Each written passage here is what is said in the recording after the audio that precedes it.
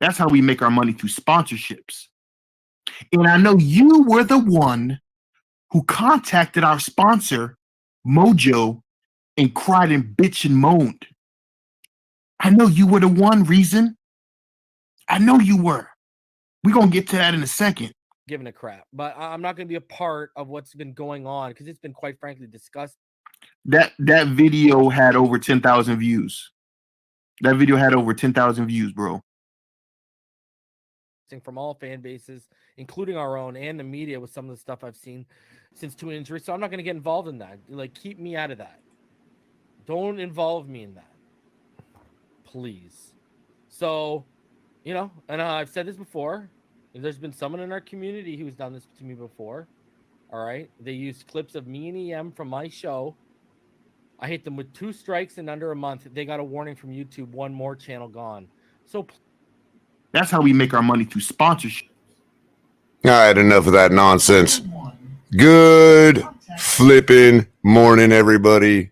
Fins up. How y'all doing? It's another episode of Coffee with a Cup of Me. Me being your host, Culler. Commentary. Appreciate everyone showing up this morning. We're trying to fill a void, trying to give you all some content. Want to make sure you all got some Dolphins talk to talk about. We got some YouTube talk to talk about. And I appreciate every one of you showing up, joining us this morning. It's 11:19 in Southeast Florida. 10:19 at our friends in St. Louis. Shout out to the Cardinals making it to the playoffs, MLB postseason. And good morning to our friends out on the West Coast, where it is 8:19 in the morning. Cup of Color to you. Have a cup of coffee. Fins up. Good morning again. And everybody, shout out to everybody in the chat. Like and share this video. Get it out to there, everybody. We got some important stuff to talk about that I want to get off of my chest, our chest collectively, the Fins Tailgate. Want to clarify some things as to why we're even talking about this nonsense. I want to talk about the Dolphins and Jets, which we will get to. But we have to talk about some important things that have happened recently, that some accusations that have been made by certain YouTubers regarding other YouTubers and how it affects all YouTubers. And that's the discussion I want to have here for a minute. But first, I want to encourage everybody to like and share again. Subscribe if you haven't. We're just striding along. We passed 4,000. We're striding right along to 5,000. Showing us about 30 days we should hit 5,000 subs. And I'm telling you guys and gals, because of all of you, we are outpacing those projections easily. And those projections are even high themselves. They're not very conservative. And we're still outpacing them because of all you guys sharing this stuff, liking it, getting it in front of people's eyes, telling people about the Fins Tailgate. And we love every one of you for doing it. Even if you're telling somebody because you hate us and you want to laugh at us and get another person to laugh at us, we love you too. We're growing exponentially, and it's all because of you. And we're going to be able to provide you guys so much more in the future because of that. So shout out to yourselves. And of course, we've got other ways to support the channel too. You know what they are. Cash App, Venmo, the Fins Tailgate, Super Chats, Super Stickers, memberships, and of course, shout out to all of our members. I think we have a new one. I don't know if the list has been updated, but let me see if Capitan is actually in back. Hey, Chris, you there? Yeah. You remember the name of the newest member we have? Michelle. The last name is eluding me right now, but shout out to Michelle, newest member of the family. Yeah, pretty tricky last name and one even harder to remember off the cuff. But her name's Michelle, or him. I mean, I guess there are males named Michelle. But shout out to Michelle, our newest member. We'll get our list updated as soon as we can. Just haven't had a chance to do it yet. Just came in recently. And also, guys, for those of you, like I said, you know, we appreciate the monetary donations. That's obviously the fastest way to help the Fins Tailgate get there. But even the likes and shares help just as much. And we appreciate y'all doing it. We also appreciate you using the link in the description below for Fanatics. Anything you need from them for all your officially licensed gear, NHL, NBA, NFL, NCAA, all the major sports, all officially licensed. And the link is in the description below to let them know that we sent you, and we would greatly appreciate that. You can also check out Backroom Collections, hashtag TFTG, and check out for 10% off, and check out all their awesome artwork, collectibles, high-end collectibles, customized collectibles. Great place to go to for all that. And of course, you've got all of our gear. We got the composite image now that shows a lot of it. Coffee mugs included. You could have Culler right in a TFTG mug.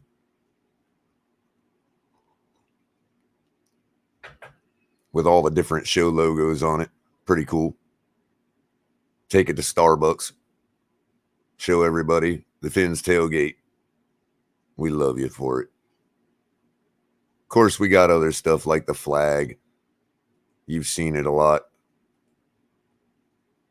And if you use TFTG10, you can get 15% off this stuff too. So make sure you're doing that. Make sure you're showing everybody it, getting the word out. I want to shout out as many people as I can in chat without taking the whole day doing it, because a lot of you are already here. Dang, we're already up to 40 people. We had 160 people on average last night watching our show, where we showed the entire clip of Master at Work, Patriot fan, calling out a Dolphin YouTuber that we all know and love by the name of Reason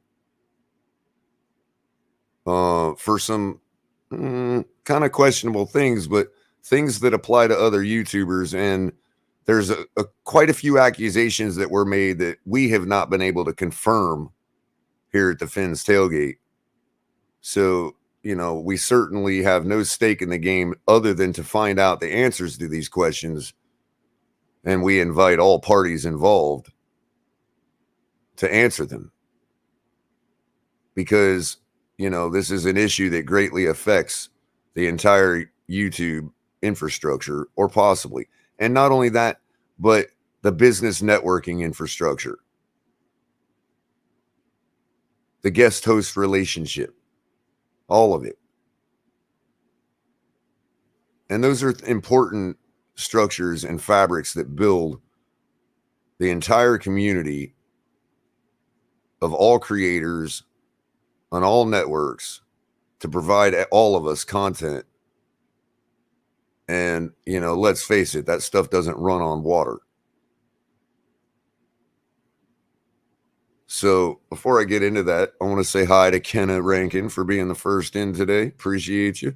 Marino's Goat, Fins Up 74, Joe Levesque, California, Dolphin Don, G, Ronnie N, Clemente, California again, Lager Hop keeps coming around. Appreciate you. You're becoming a regular around here.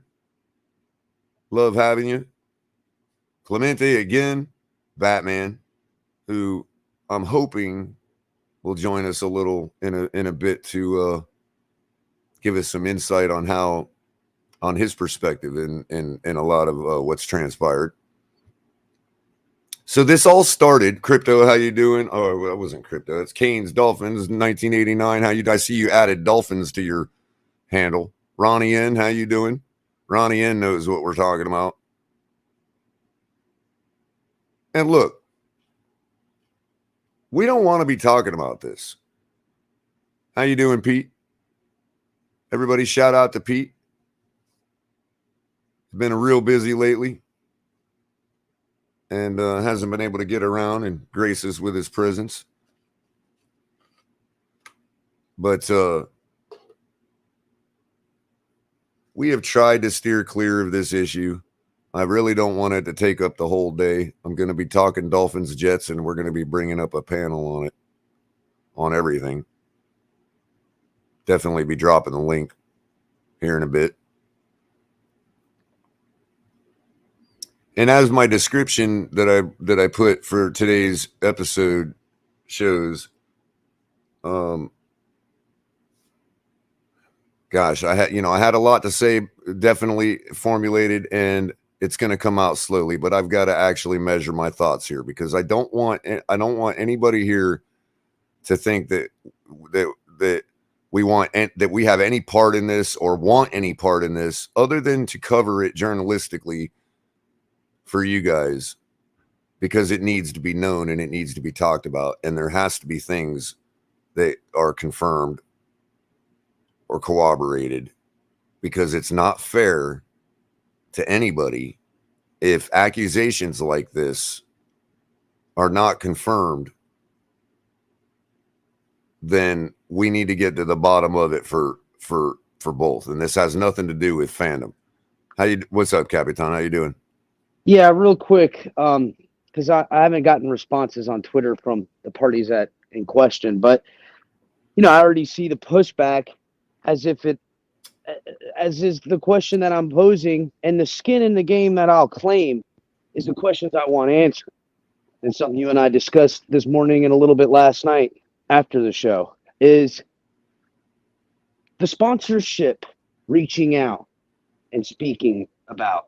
Because that's a bold accusation for Master at Work, and I'm looking to lop a head off if that's the kind of accusations he's throwing around. The copyright stuff, I don't like it. Listen, I don't run YouTube either, and That'll handle its own thing. It is what that is. Sure. But going to the sponsorship type stuff, I got a real fucking problem with that, bro. I got a real problem with the accusation and or the actions of it. Yep. And so I'm really hoping that some clarity will come between now and the end of the day to close the book on all this. Yep. Maybe the book won't be closed as far as what they got going on amongst themselves, but at least where I'll close the book for our involvement. And that's hopefully there'll be some kind of clarity. Exactly. That's really where my gripe is, you know. And I don't like it. It rubs me the wrong way. And you know, listen, that video last night was funny all the way. Even you know, the copywriting the video and it happening, fine. Even that's kind of the funny thing. I can laugh about that. This to me is no laughing matter. This to me is no laughing matter. And you guys know, it's all about the laughter on the Fins tailgate. And we'll continue to keep that same energy because that's our deal. But that ain't cool. You know, you're talking about 4 other YouTube channels, fuck if they're Dolphins content or not, 4 other businesses that are connected in sponsorship with one entity on a 5th YouTube channel. And you're talking about going there and doing a malicious thing like trying to get their sponsors to drop them. Like, what the fuck are we talking about? I don't like that shit in the real world amongst athletes and stuff. Oh, I'm going to drop so-and-so basketball player because he voted for so-and-so. I don't like that shit either. That shit ain't got nothing to do with nothing. And that type of stuff, to me, calling people and saying that threat and doing it is hoe shit one way or the other. Whoever the liar is or implicator in this is fucked up. And I'm going to call it out, and I'm going to continue to call it out. And let me be clear, for anybody that thinks we don't have a part in this and we're drumming up, you guys got to realize we have a YouTube channel. Look, when Master at Work makes that accusation, right? First of all, that's an attack against a Dolphin YouTuber, okay? And so whether it's confirmed that Reason used that against Master at Work, or whether it's confirmed to be a lie by Master at Work, we are all attacked as Dolphin fans and Dolphin community. Okay. Yeah, because I'm willing to go. It's neither outcome is a good result, and both outcomes, either outcome would need to cease immediately, because it would be a direct attack on you guys too. Well, look, what's good for the goose is good for the gander. Okay. And what hurts it all. You start these types of beefs, which, listen, they're all over YouTube. That's fine. You know, the copyright thing, I don't like that. But to me, the reaching out to the sponsorships, that ain't got shit to do with nothing else. And that to me, the accusation and the action, anything like that's coming out, I'm gonna attack it with the full force. Right? We understand. We actually, when Bill's Mafia clipped us and made a big ordeal about what we said about our take, we actually were flattered. Well, I mean, I don't have to tell someone how to feel about something. You know what I'm saying? No, I'm not either. What I'm trying to say is, people do their things, okay? And so maybe what a person thought was okay to do and include somebody in wasn't okay. That's fine. So it's not even so much that issue. It's even if you couldn't get no resolve, despite what Master at Work claims, you couldn't get no resolve by going to him privately. That's fine too. Copyright strike him if that's what you felt you needed to do. That's in and of itself damaging to the overall YouTube community, as far as the infrastructure of smaller YouTubers that rely on that trust to be able to provide their audiences with content reciprocated, because they all do it back and forth. And bro, there's whole channels that all they do is watch other shit. And so that's fine too. But to go to the extent of contacting somebody's sponsor, okay, after you had already gotten the content, I'm assuming after you had already gotten the content taken down, which was all you claimed to have wanted to do in the first place, this has to be confirmed or denied. Because if that's the case, then what you're talking about sugarcoat it, Culler. I'm pissed off. That's hoe shit, wait a minute. Bro. That's hoe what shit. You're talking about goes beyond the relationship of friendly banter that everybody knows and witnesses and enjoys on YouTube between the different fan bases and the different YouTubers. And to me, the infrastructure of YouTube and how the channels are monetized and how this grows into the future that I hope it becomes, that it obviously will. Doing things like that, reaching out to sponsors, involving them in your YouTube or Twitter beefs and shit. I'm not saying people don't do it, but I'm gonna call it out if I think it, hear it, see it, or whatever, because that hurts. And I'm not. That And hurts I'm the not, totality. I got no love lost for a Patriots fan. This is not what this is about. Fuck that. I don't even care about him. But let me tell you something though. The Patriots fans, Jets fans, Bills fans, and YouTubers alike are all just as much helping us destroy conventional network television, just the same as Dolphins community is. Culler, look, easily put is that it's expected. It's sports talk. You're going to have rival shit talk. Now, you don't even have to have that in a way if that's not what you want to do. This ain't got nothing to do with anything of channels, creators, what fan base. Fuck all that bullshit. That don't mean a fuck all to me. That has to do with business and now, motherfucking money, dog. Is outright fuck that lying. Shit. If Master at Work is lying, then it does become a fan base issue. It does become a direct attack. It by does a piece of shit Patriot fan. Color. In the slightest, yes, you're right. It becomes that, and that'll be the narrative people play with. And that's not where my heart lies. That motherfucker's lying and spreading slander about business practices that I would knock a motherfucker's teeth out for. So I'm gonna put that blame at his motherfucking feet if he's fucking lying about it, and that's a fact. That's a fucking fact. That's where my fucking gripe lies. We reached out to him too. We let him know we were gonna play the video last night. You know what I mean? He stopped by and showed that he was watching. You know what I mean? Hey, we've reached out to all the players involved. We continue to reach out to try to confirm or get a confirmation or denial on whether this sponsor was actually contacted or not. We've actually are trying to we're trying to start the process of getting a hold of Mojo, who is the sponsor involved, and find out, because Mojo sponsors the AFC Roundtable. That's much more involved than just Master at Work and his Patriot fan base. Yeah, much I don't more. Even give a fuck. And to say on a tweet that you spoke to, I don't even want to put the man's name in my mouth because he hasn't spoken on it yet.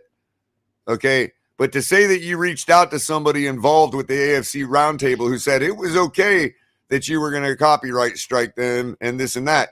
What I'd like to know is, did you let that person know you were going to also contact the sponsors if it is confirmed that the sponsors were contacted? That's right. And I don't even think there needs to be an answer to letting people know, because I could give a shit less about who knows and what knows.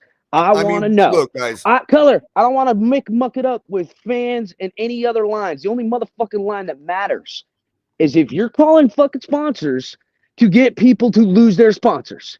That is some hoe shit. That is money. That is business. That ain't got nothing to do with sports. They ain't got nothing to do with nothing. That's some punk shit, and I'm a punk motherfucker that tries that shit. Because I don't give a fuck. That's some dirty little hoe shit. And I ain't gonna let it happen.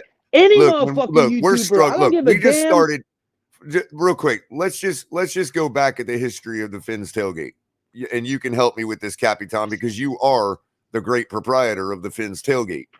Yeah. Okay. How old are you? How old is this channel?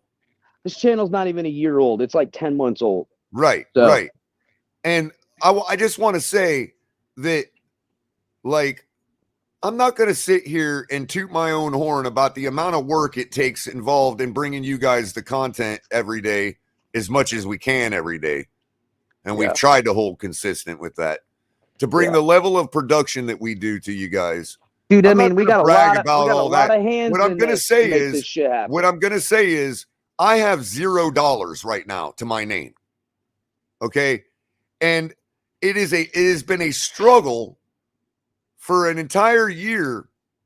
Okay. Sacrificing, Culler. Say it. It's sacrificing. I'm not going to go that far because I don't want to sit here and toot my own horn. What I'm trying to say is the dream of having a sponsor say, Culler, I want my name in front of your 4,000 subscribers, 68 viewers right now, 160 last night, 1,500 average views per show in retro. If a sponsor came to me and said, Culler, I want to give you money to get my name in front of those eyes, you don't understand what kind of a dream that is. Absolutely, bro. Some of you do. I'm not trying to take that away from anybody that does understand. I'm just saying that the average person might not understand that. And to hear that somebody in our Dolphin community is going after somebody and calling their sponsor because of a besmirchment, what amounts to a besmirchment, okay, of his image. Look, the bottom line is we've been, and not by the, I'm not going to name names. This is not what this is about. We have been Scar, we'll play the clip. We have been explicitly told by private channels what the unwritten rules are that Master at Work referred to. And we have tried to follow those rules.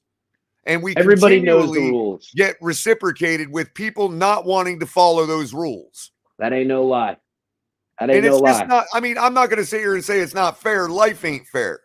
Yeah, we don't cry over that. But I'm telling you, we are gonna fight tooth and nail to get confirmation or denial about whether somebody that we have shouted out and recommended to you guys to go subscribe to, whether this person is actually using mob style tactics to go after somebody, to call somebody sponsor, because that doesn't just affect the person they're mad at.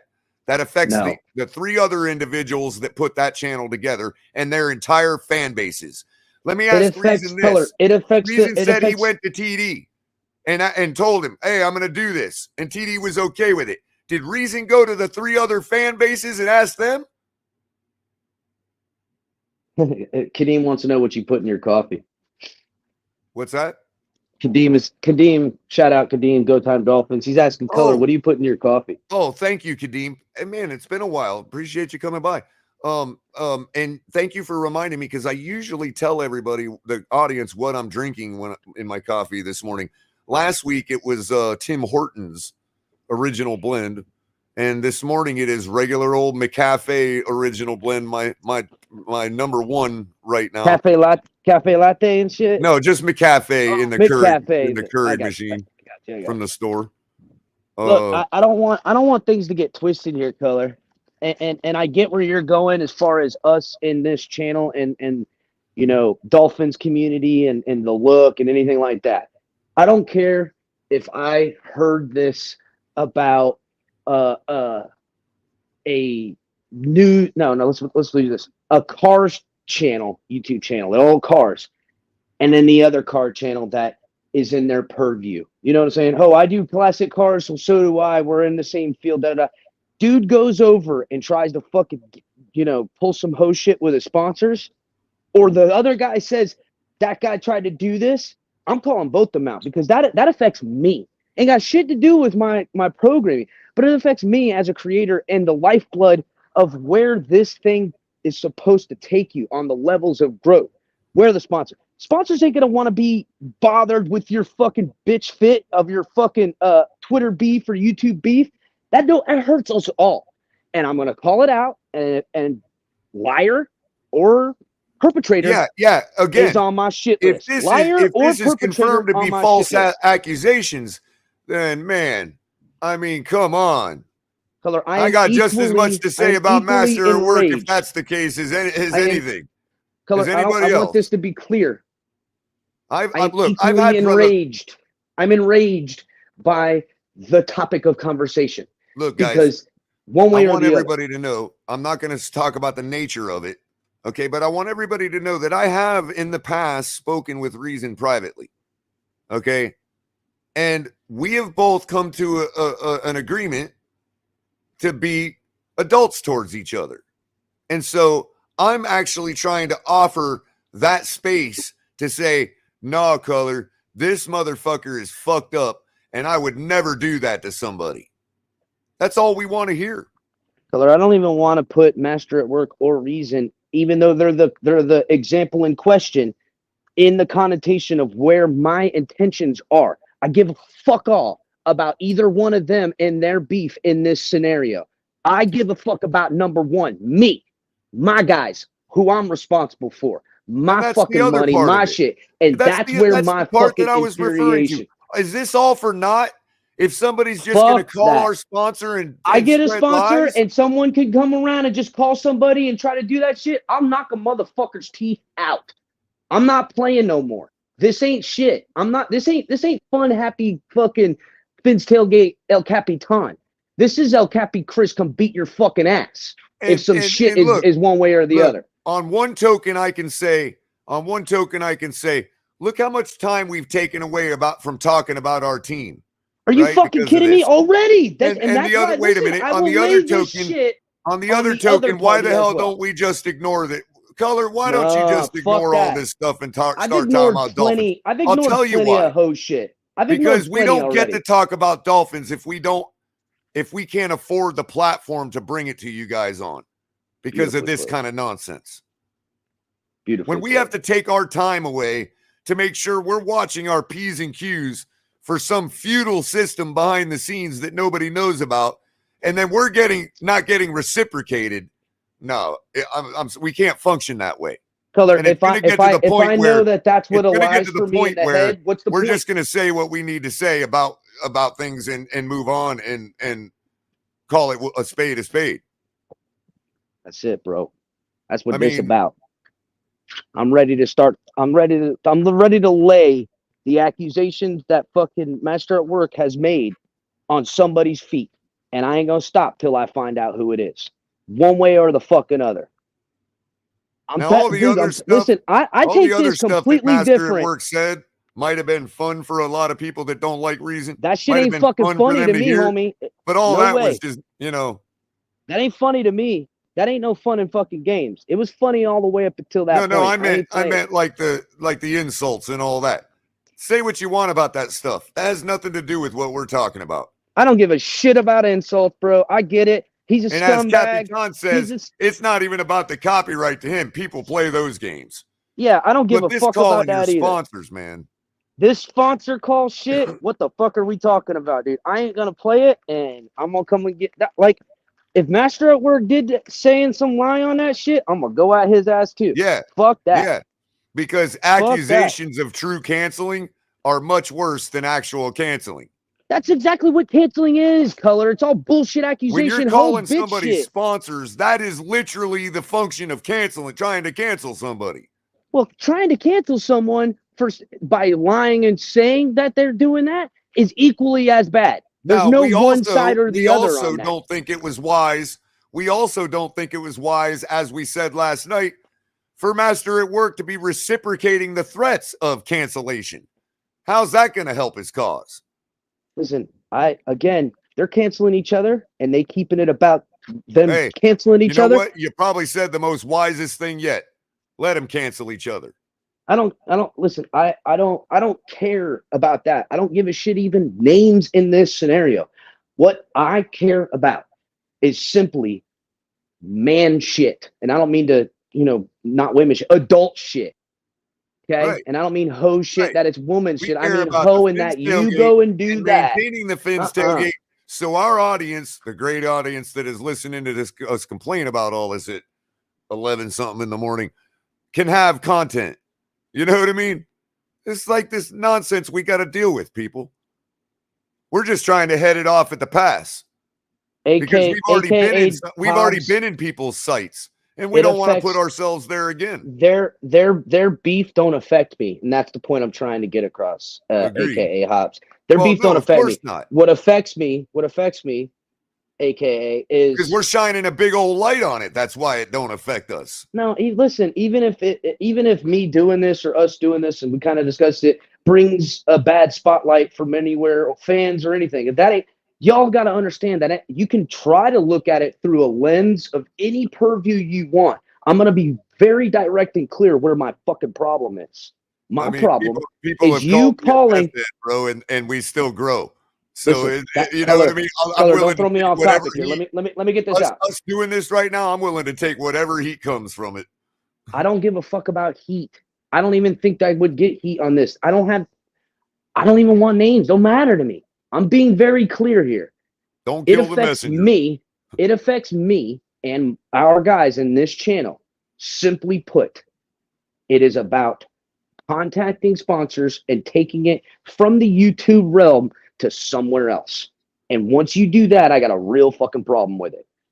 I got a real problem. Whether it's call somebody's job, call somebody's wife, call somebody's boss, anything to that effect. You know, I don't like any of that. But I mean, And listen, we're just talking about money, dog. That we don't think we're being naive that we don't know this is what happens on the internet. This is precisely what we do know happens on the internet. That's why we saw it coming. Not only do we see it coming, but it's part of what we stand to fight against. Yeah, it's fun and games and it's Dolphin shit. But honestly, Culler and I and Ali and the rest of us at the Fins tailgate, the HB in the back, Tonk, the gang, we view ourselves as standing up to that type of shit because that's just another form of bullying, and that's petty, and I don't like it. I was quite offended that we didn't make it to the clip. I said that in the episode. I was offended. We have to talk to Master at work about that. Yeah, bro. What the fuck? Maybe we haven't gotten in his face enough. You know, we haven't. You know what? Culler, you know why? We didn't go at them. Remember, we didn't go at them as hard in game one as we did the Bills because everything was still up in the air. It's simply put at this. Okay, it's simply put at this. We don't get clipped because they don't want this fucking episode on their asses. That's why.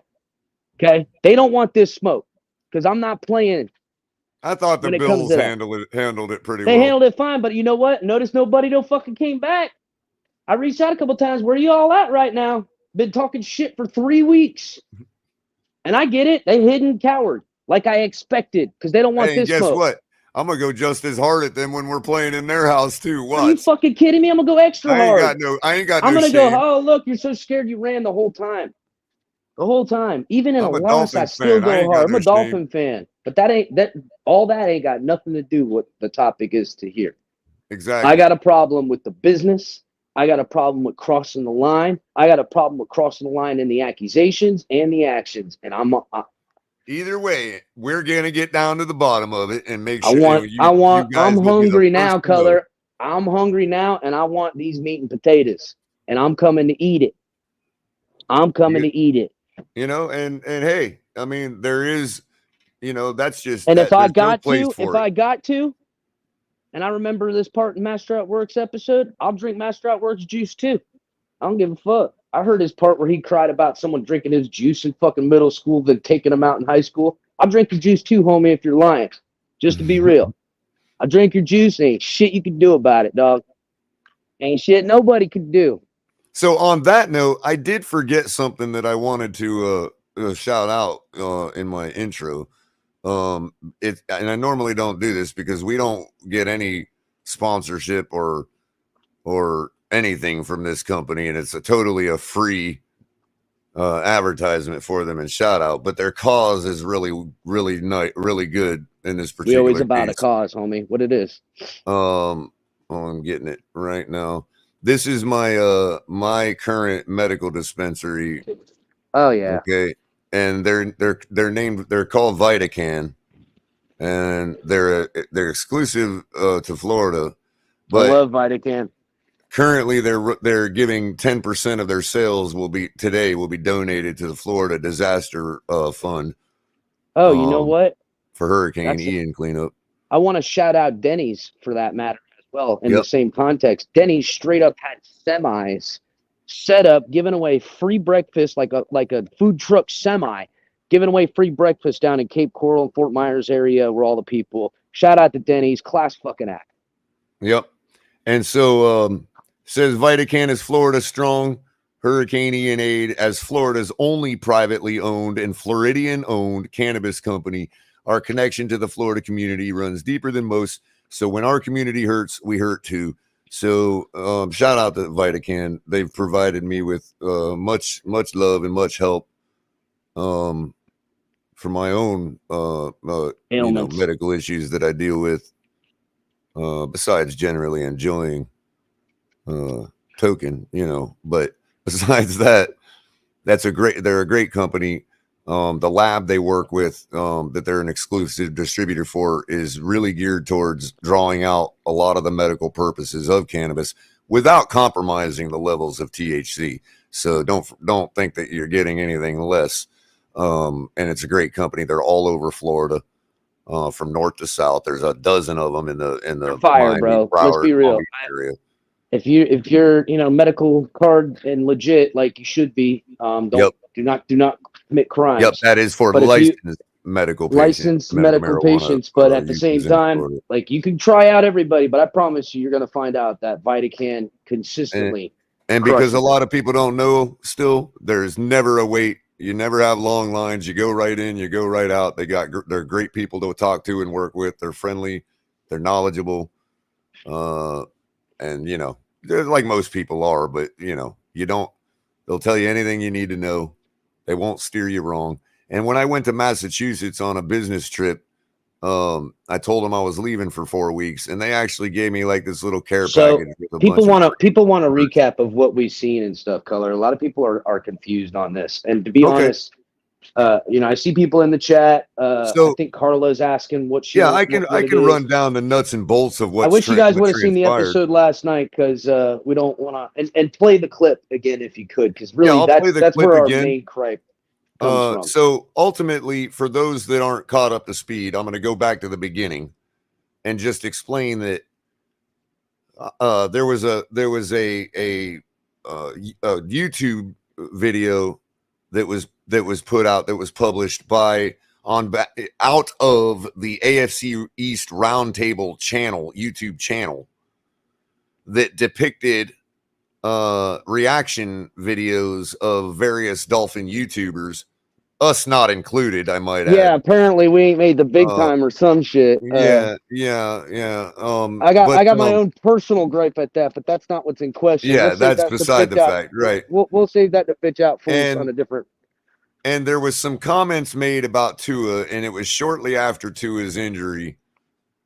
And so a person that was part of that clip did not want to be associated with. Color, just call it out for what it is, homie. The whole episode. Listen, Reason was clipped on that fucking episode. Doug, I think Nikki Smokes was on it. I know TD, Doug, Reason, and it was reaction clips to Tua getting injured. Probably in poor taste. So Reason threatened to copyright strike the video for his own image in it, claiming he didn't want to be associated with that garbage, and then proceeded to copyright strike the AFC East Roundtable channel for that video. So Master at Work, one of the guys that helps with that's part of that. Let's call it for what it is. Everyone knows it was him that made the video. Okay. Right. We know he made it. Right. Of course. So Master at Work took offense to the copyright strike and put out a video yesterday calling out Reason for a whole bunch of stuff, including accusing him allegedly of contacting the AFC East Roundtable's sponsor, MAW, and I guess trying to perpetrate an effort to besmirch. There's no reason for anyone to call someone else's sponsor or whatever. Who are you tattling to, bro? If that was the case, and again, I want to be clear. If it's a slander towards Reason, and it don't even have to be a Dolphins creator, that's why I want to try to create that barrier. From another creator saying that he's doing this stuff, I take that equally offensive. It equally offends me, and I will continue to act in kind. Continue, Color, sorry.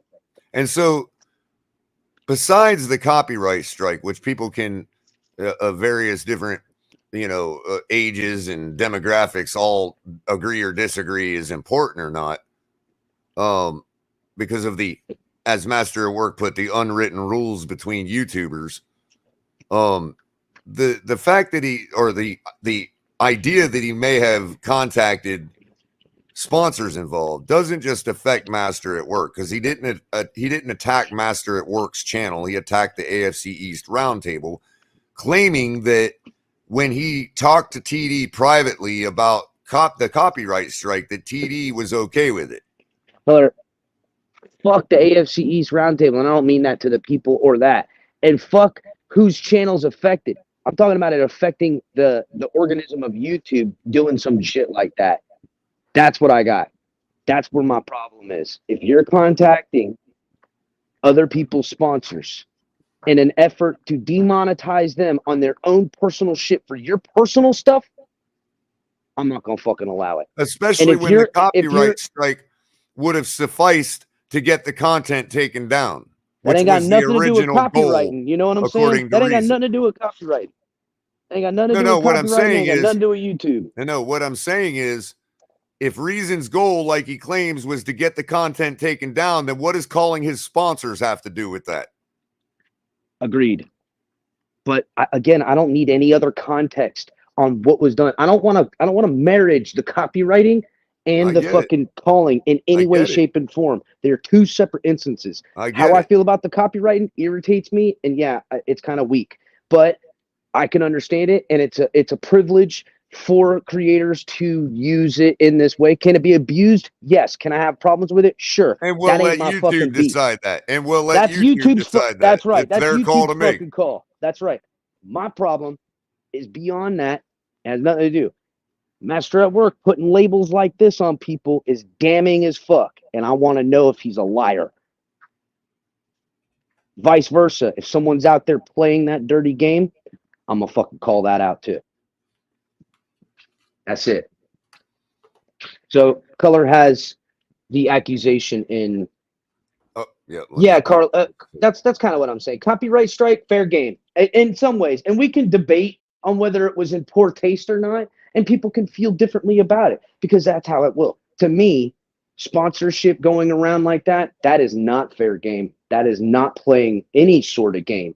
That is some bitch move stuff, and to even label him as that is a label that I think is a even bigger bitch move.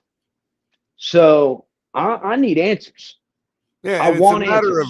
It's a matter of reputation too. Like that's right. Fuck that. To people, and Carla, if you think Master at Work is lying, that motherfucker gonna get this smoke too.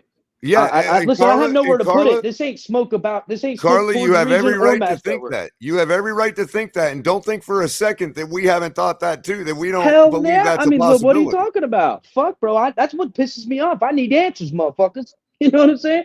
I need answers now. Either way, it's got to be known.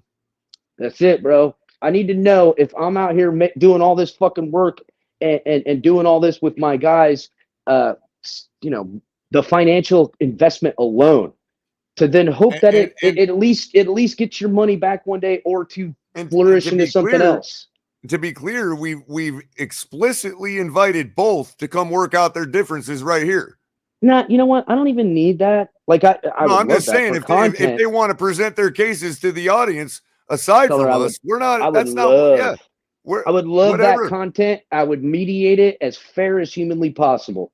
Actually, I'd probably let Culler mediate it because I'm too heated about it, honestly. But maybe Ali. Ali's probably the best. Ali probably be the best. Yeah, he'd probably be the best word on the channel. But either way, we got resources. Just give us a shout out. Give us a call. I don't need that either. Like that's not where my great. I want answers. I want one answer. That's what I want. I'm just trying to express to people what this is about. For our part, it really has nothing to do with trying to take anybody down or whatever. It has to do with taking down people that are willing to either do what he's accused of doing, or people that are willing to accuse people of doing that. One or the other. This isn't about taking people down. This is about the motherfuckers that are trying to take people down. That's my problem. What I'm saying. It's about motherfuckers trying to take people down. And listen, you want to take them down by beating them and embarrassing them on camera or in chat or whatever you do as far as the rules of this engagement.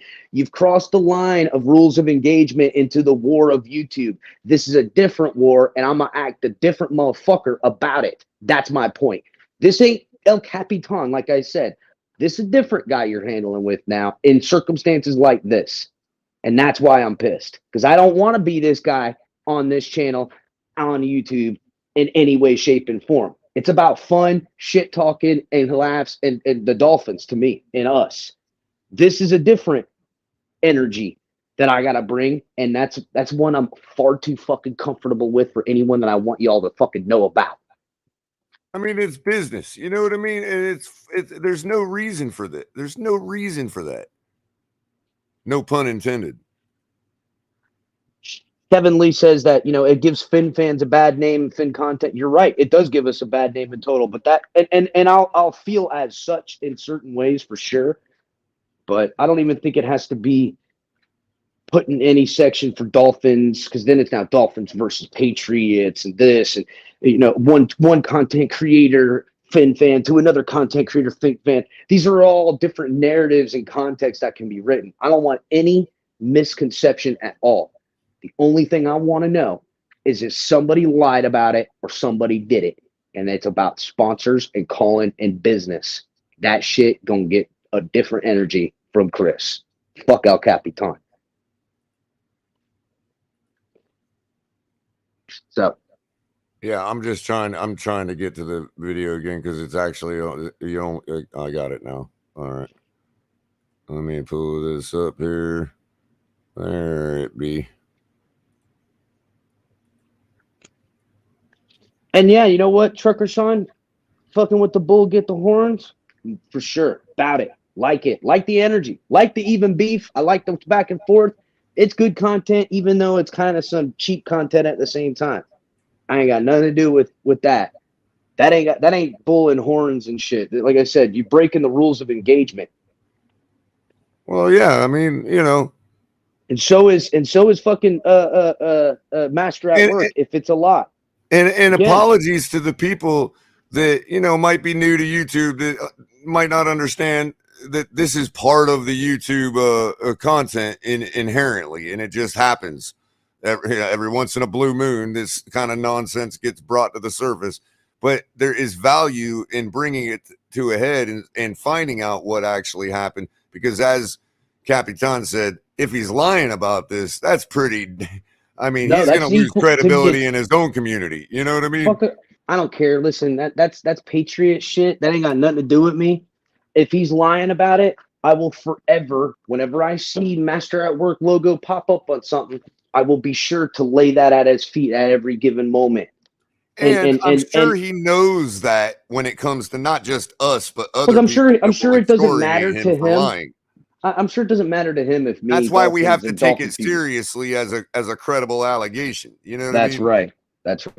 Because he's not just going to put himself out there. If he threw it around willy-nilly and thought that it was just another, if he threw it around willy-nilly and thought it was just another insult amongst all the other insults he put out in that episode, then he gonna learn too. He gonna learn today. Exactly. I don't fucking play that shit. That is fucked up, and I'm not gonna let it slide at all. So here's the clip with the actual accusation that we're talking about. We've narrowed it down because it's really all that matters for our part. So I'm going to go ahead and play that for those that haven't had a chance. That's how we make our money through sponsorships. And I know you were the one who contacted our sponsor, Mojo, and cried and bitched and moaned. I know you were the one reason.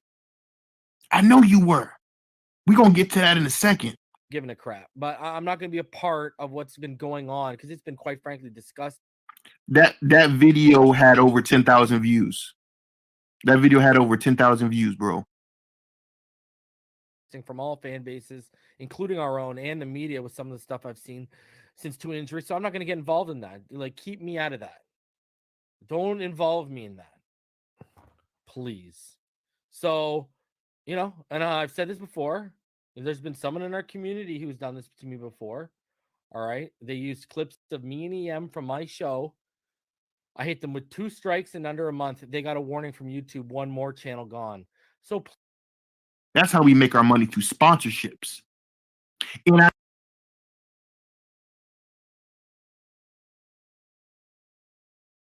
that's the actual pertinent part of the accusation about contacting his sponsor, Mojo. And again, we are making effort to reach out to Mojo and see if they can actually confirm or deny this particular contact. I'm sure. I mean, they may make no comment on it, but we're certainly gonna and give it a shot.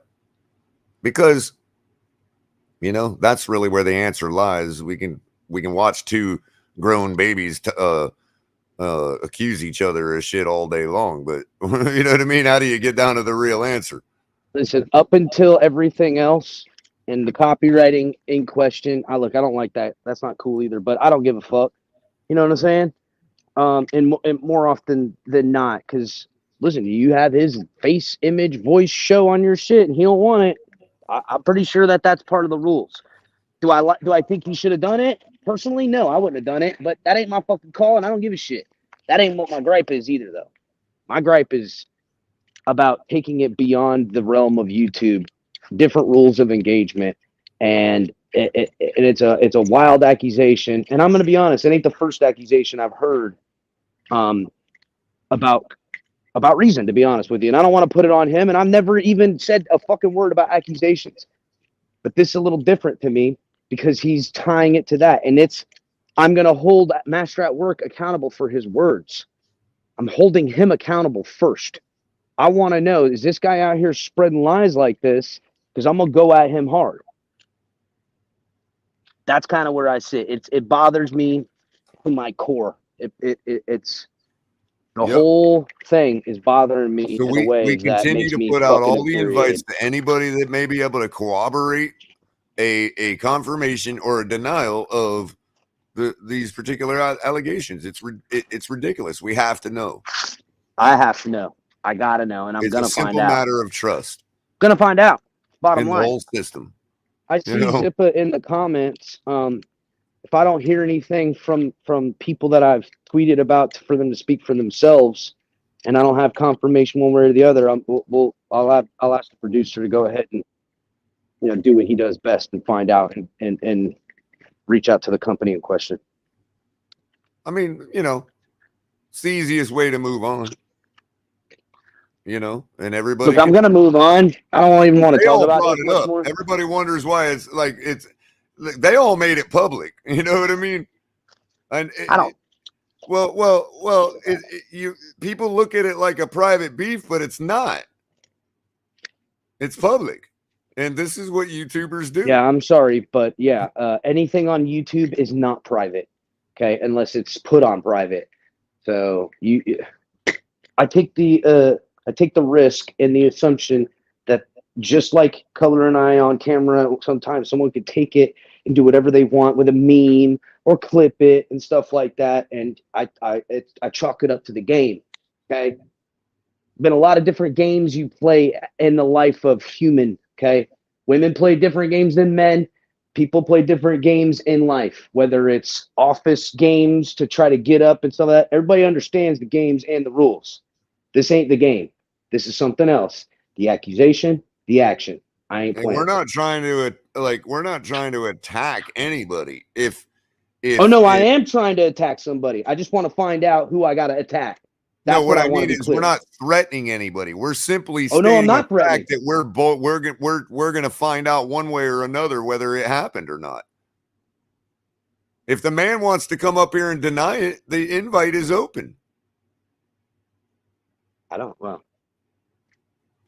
Simple as that to me. Yeah, I don't know. Hey, I can tell you this. Master at Work didn't copyright strike us for last night. So Zippa has a good question. HB, that's HB in the comments. He says, typically when a company sponsors a channel, they assign a rep to review and monitor the channel's content. So my question is, did a rep reach out to Master at Work, or is this hearsay by Master at Work? Absolutely. If it's fucking hearsay and he had the gall to go ahead and just a hearsay about it, oh fuck. Exactly. Bro. He stepped in a fucking pile of shit that it's the same. I'm keeping this same energy, bro. I don't like it. If you listen to what Master at Work said, he said, I know it was you, Reason, but that don't mean that's a flippant accusation. You know what I mean? Absolutely. Not gonna fucking play, dude. He didn't say my rep called me and said this and that. You know what I mean? Well, we're gonna find out, ain't we? I guess what? There's 4 channels connected to it. Okay. If someone was contacted, If this was just an attack on Master at work in his channel, I wouldn't even be wasting 1 second with it, 1 calorie on it. Culler. Probably not. You're right. I mean, as far as the copyright strike part goes, maybe the sponsorship, yeah, but I mean, Culler. The sponsorship behind the back trying to fucking hurt people's dollars. I don't give a damn. Unless you a scumbag and you don't just, I don't even know where to put that label on somebody because I don't know how that person gets sponsors anyhow. I'm just saying you can't do that stuff. I'm gonna point it out. I got a personal issue with it. Personally, how I feel how people need to conduct themselves as human beings in a civilized society. And if you're gonna act uncivilized, I'm gonna handle you uncivilized. That's Mariah Leia. That's where my fucking line in the sand is personally. So people can take it this and put, oh, Master at work, this, he said that, or Reason did do it or didn't, all that stuff. I don't give a fuck. You're talking about other shit now. And I will insert myself personally into it because it does affect me as a YouTube creator and this type of shit. Because if Master at work going to go around and put accusations on me like that, I ain't going to fucking have it. I ain't going to let them put it on somebody else. I'm going to let them put them on me or nobody. Not happening. And by the way, Danny, I don't have the power to do that. What? But run somebody out of the community. I don't have the power to do that. The only person that has the power to do that is the person that runs themselves out of the community by doing certain things that we all agree are not things that should be done by a member of the community. I'm a total, I guess maybe, is that egalitarianism? Is that what I'm? I don't know, Culler. That's too big of a word for me to quantify at this moment. my noodle's baking out here. To me, it's just, look, I want to know if somebody's lying, and I want to know if somebody's doing some shady shit like that. And then how I act towards them or about it can't really be certain, honestly, because this shit puts me in a different state of mind. But I do know that I'm not going to sit by. I didn't sit by when I felt there was gatekeeping going on in the fan base. And I will continue to not sit by on that. This is another hot topic button issue with me. This type of behavior from people, whether it's YouTube, real world, whatever. Just like if a guy sets you up at your job and gets me fired, guess what? I'm fired, but I'm taking you're having a dental bill when I'm done with it. I'm going to jail if I'm getting fired. How about that? You know what I'm saying? Like that kind of shit. That's just how it comes down. I don't want to put it in those contexts that there's an unfucking like a unhingedness to it. I'm just talking about where the line in the sand goes, because you ain't talking about other stuff. You're talking about real stuff. Yeah. And the only thing is, Esther, all the other beer channels are gonna do. They're gonna do the same thing to you, bro. Like you think this is? I can't read it. Do you think this is just a Finn's tailgate issue, right? Okay, start your beer channel. The other beer channels are gonna do the same exact thing to you, bro. Yeah, dude. This ain't what we get in this community. It's nothing to do with Dolphins content. Ain't got nothing to do with sports or Dolphins content. Ain't got shit to do with it. It's human stuff. It's what's happening societally as well. And I push back on it in the real world, just like I'm gonna push back on it in this fake ass one. That's it. But by all means, I will definitely shout you out and subscribe to your channel. That's pretty cool. Let us know about it, bro. Send me a 12-pack and then I'll subscribe. Yeah. Oh, right. When you get your first micro brew done, you got to send us a free sample. Oh, please. Pump that shit up. So, I mean, look, I don't want to say I think I've said my piece because I'm sure I got plenty of stuff, but I think my point has been made on where my gripe is. And again, the invite's out there. Anybody can respond to us, and I have no problem answering for anything I've said today. It is what it is. Yeah, I don't care. I don't really care. I just don't like that type of shit going on. It's just bullying, and not even bullying like a bully. Like I have more respect for a bully being a bully than being a punk. on both accounts, in both ways. That's punk shit if he's lying. It's punk shit if he ain't. And I'm all, again, I don't like it, Color. It fucking rubbed me the wrong way, bro. Like, had to stew on it and think about it. But I woke up this morning not happy thinking about it. Going, man, did that, like, it was flippantly said. So, I don't know. We'll Guess find we'll out. find out. I think we've brought enough light to it to definitely get to the bottom of it one way or another. Well, I don't know. Maybe you want to open it up, put me in the back for a little bit. I gotta start lifting. Well, some I'm of these definitely going to bricks. get into some Dolphins Jets talk if we've cleared the air enough for right now on this. Well, I don't know. I mean, I thought you were gonna have a couple people up on panel, but Well, maybe I'll just open up. Maybe I'll do both. Yeah, here, I'll drop the link.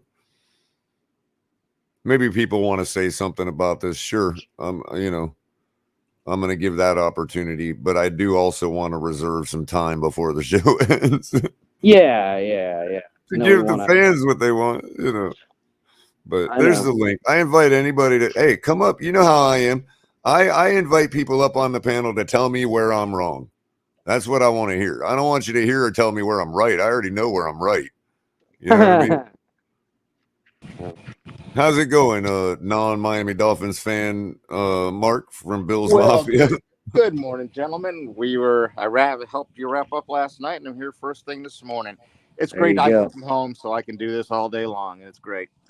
Anyway, first of all, shout out to you, shouting out your sponsors, and let me know about Denny's next time I'm in Florida. If I get there again, I'll be glad to partake in both. I know, right? What a and they make great pancakes nowadays, guys, too. They changed their pancake recipe about 2 years ago, and it's like kind of like a decent gourmet recipe, man. Like, hey, nice. One word just to give you a tease: vanilla extract. That's all you need to know. So check out I'll give you a Benny's couple pancakes. Type 2 diabetic, so yeah, it's under control and managed. Anyway, I wanted to talk about a little bit about the stuff that I read on Pro Football Talk this morning.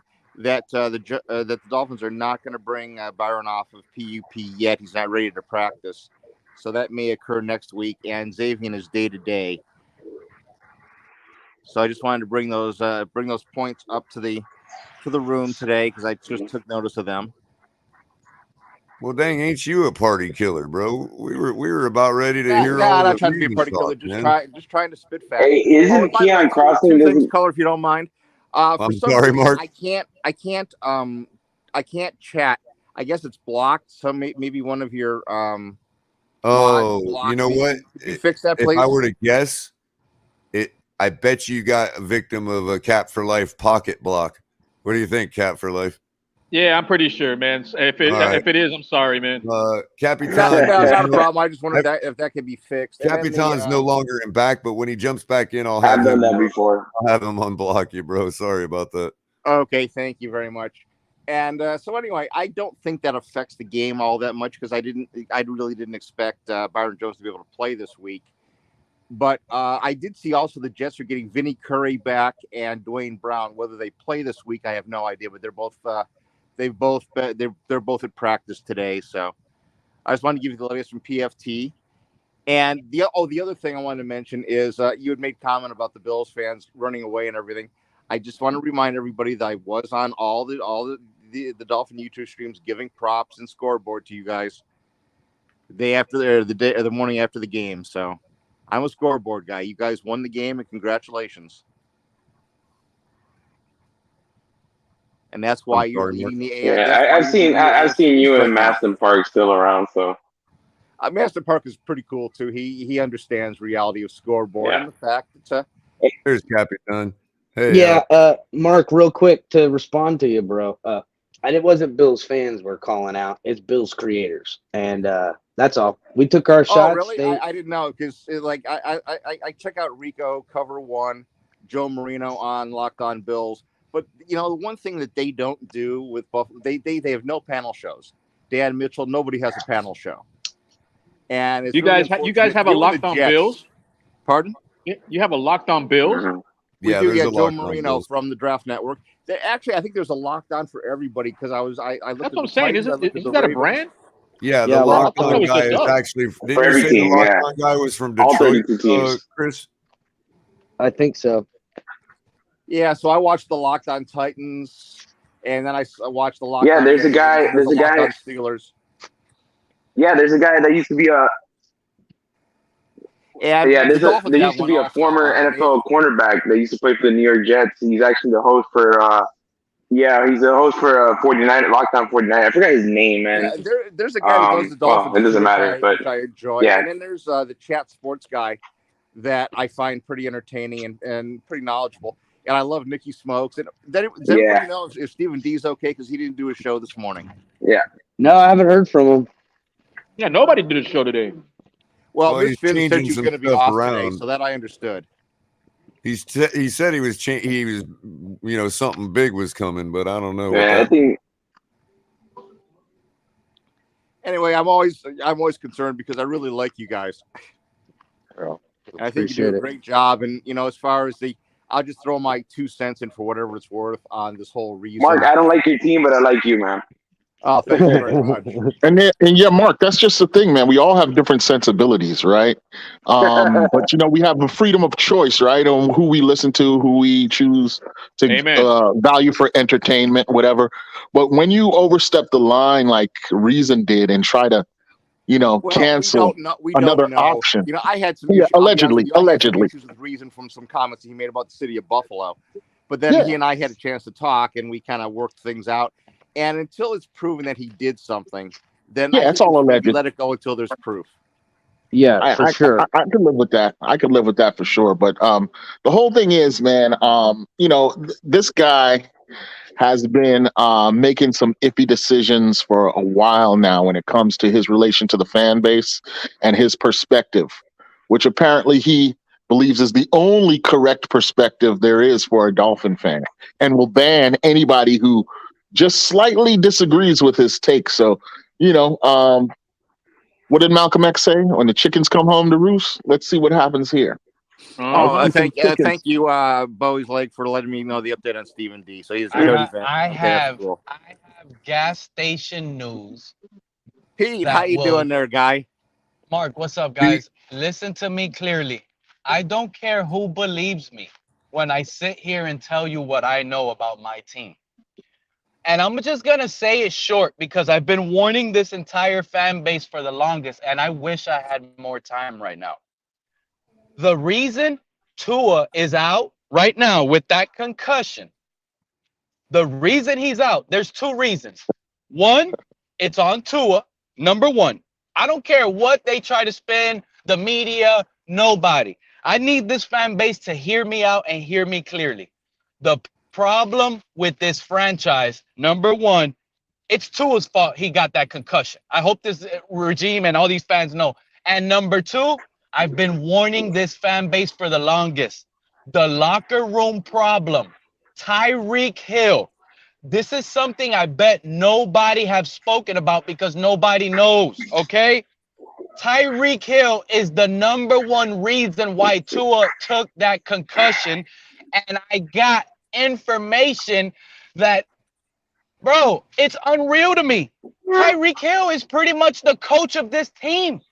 He's the one calling the plays. It's the plays he wants to be called. He wants the balls to be thrown deep to him. This is not Tua's game.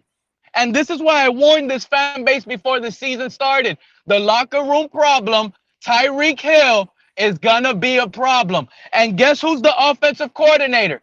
Oh, you guys see Mike McDaniel on the sideline talking the plays. But guess who's the one at halftime screaming at everybody in the locker room? It's Tyreek Hill. Tyreek Hill is the leader. Tyreek Hill is pretty much the coach of this team. Listen to me, fellas. Y'all might not like it, but I'm telling you guys the truth. It is what it is. Y'all go ahead. Is Tyreek Hill really the problem, or is he the guy demanding higher standards in play? Was he the guy pulling I love you, Kyrie P. I love you, Kyrie P. You're absolutely on it. Tyreek Hill is only a problem for the Tuaneers. But for the Dolphins, he's doing what's best for us. Okay? Exactly. I gotta admit that, Kari. Can I say one thing about what Pete's saying right now? First of all, I don't know if I agree or disagree. We'll let time play that out. But I do want to say, for those that think Pete is just throwing stuff off the cuff, I want everybody to line up right now, and you all know who you are because it's just about 90% of the Dolphins fan base needs to line up to owe this man an apology for shitting on his take when he told y'all that Tyreek was only here because of the taxes. Yeah, it's funny how they And choose on the y'all other foot ridiculed this him. week. No, he loves Tua, the opportunity to play with Culler, Tua, and blah, blah, blah, yagging, and the man just says out of his Culler, own mouth that he came Culler, here. real quickly.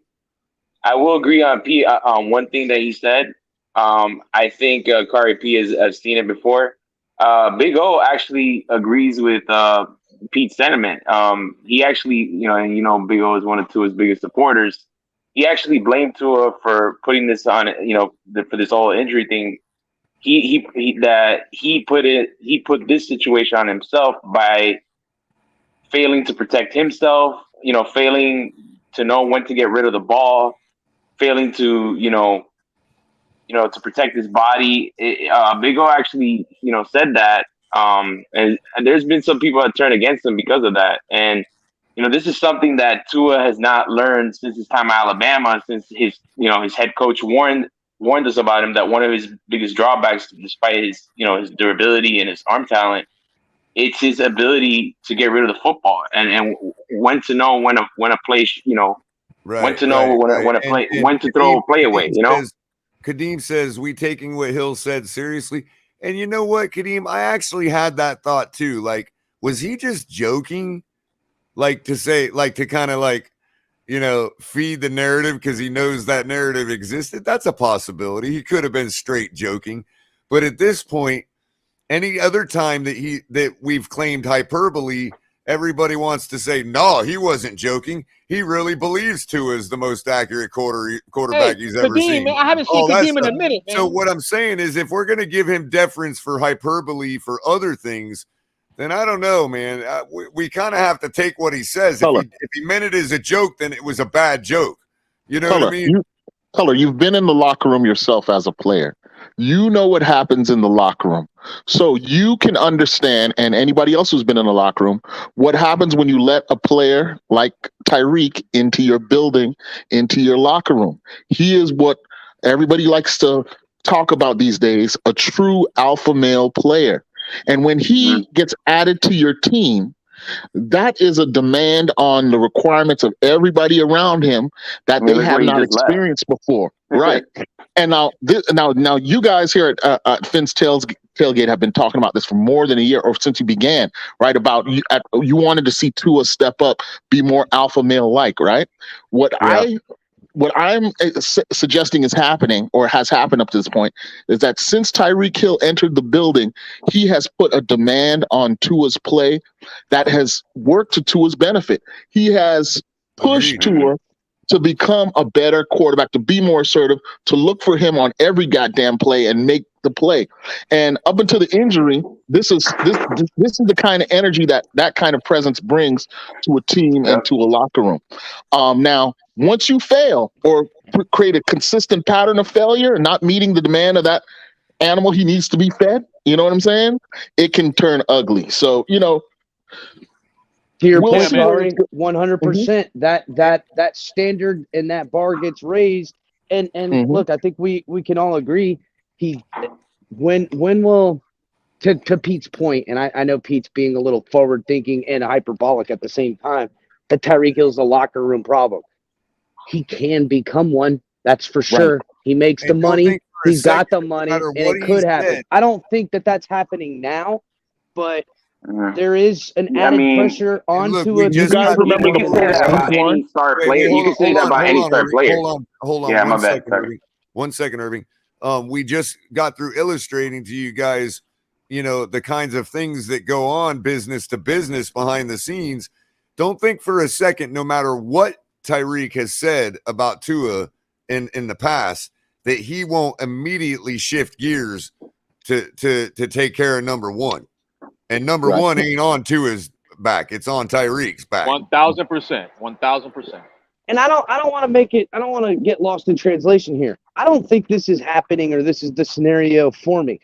But to act like that scenario doesn't exist or isn't even a possibility. Now who's Well, we haven't seen that before, where a guy changed his attitude overnight about another player. You know what I mean? Well, think about this. But I think wait, real quick, guys. Let's not served a good purpose, though. Hold on, though. Let's not forget. Hold on. Where is it? Oh, I don't have it on mine anymore. Come on, man. So, do you guys remember the post week 1 conference where we were talking about what were the terms being used there? Or I can't see the receivers, and then Tyreek's what was it?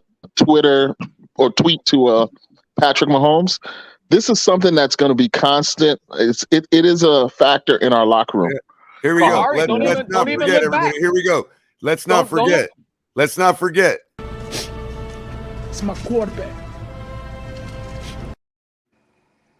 Right. Yeah. Terrell Owens is the standard for that. Y'all really think those tears were real?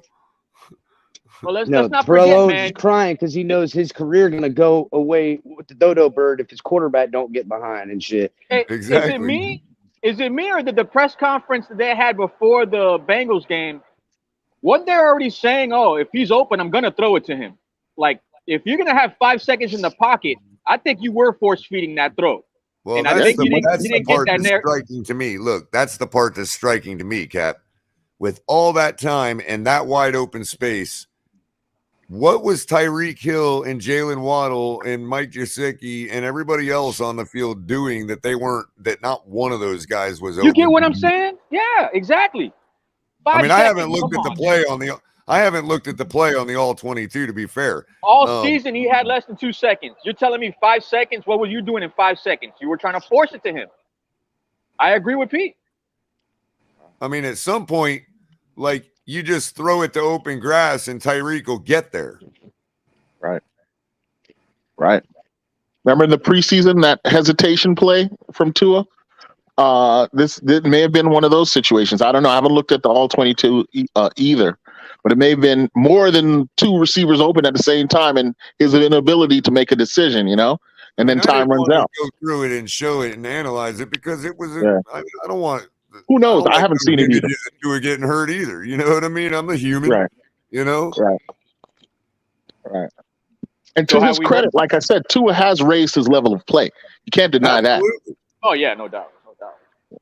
You think, man, Kihari, when he went down, the reason my heart sunk to my belly was, first of all, his own well-being, but secondly, because I knew that this is what it would amount to. Right. Well, look, to the point of Tyreek Hill and the blowback of that kind of talent is also, we're seeing the fruits of that kind of talent as well. Tua, more confident, believing in himself, that came from the confidence boosting from Tyreek. It's part of it, but that's a double-edged blade is what we're trying to point out here. That blade will cut you both ways.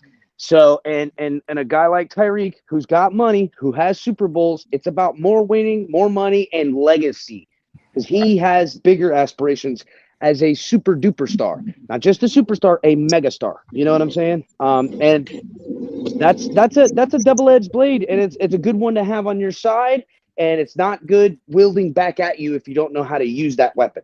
You know what I'm saying? And 100%, Cap.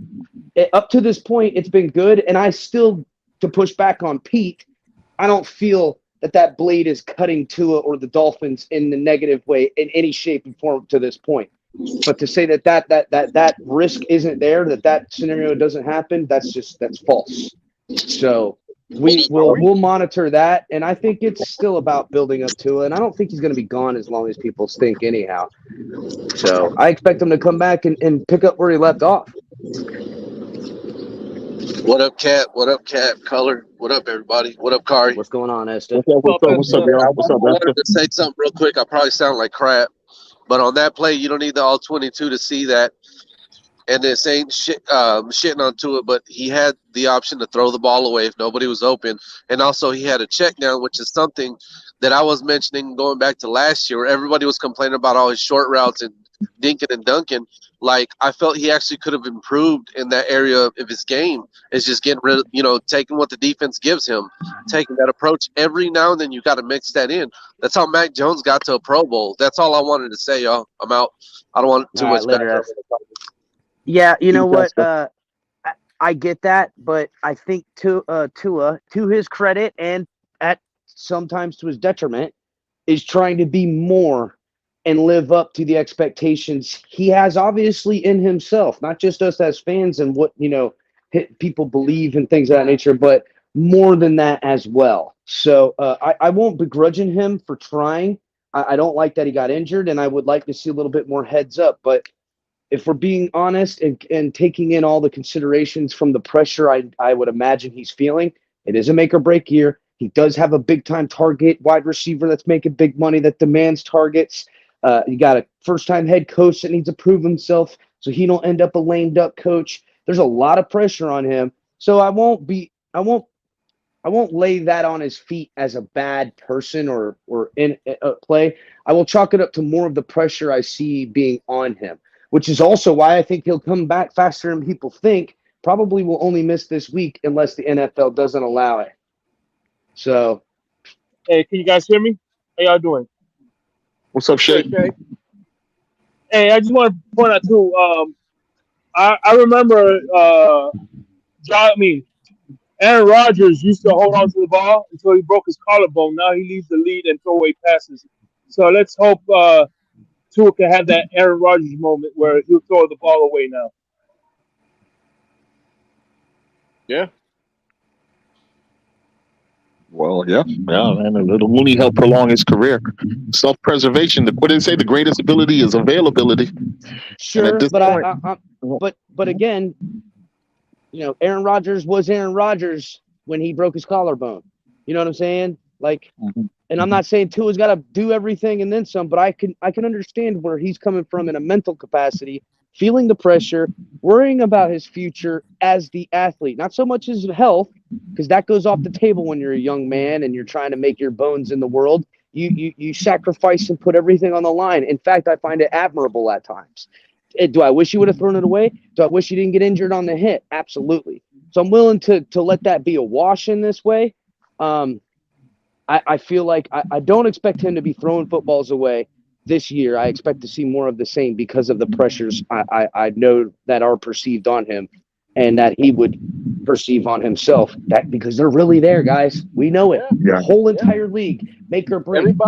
Everybody's getting on Bart Scott. All eyes on Tua. All eyes on Tua. Use another Tupac reference. Like what Bart Scott Tupac said. reference. Everybody doesn't agree with Bart Scott, but let's be real. Like at the end of the year, he's going to get the bag if he plays right. And this is not working out real good for his bag grabbing experience. You get what I'm saying? So I don't know if he'll get the bag so much. Before I leave real quick, I want to thank everybody.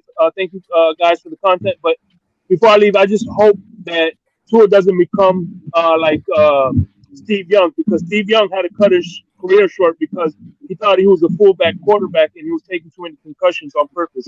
So I hope this trend doesn't continue, man. Thanks again, guys.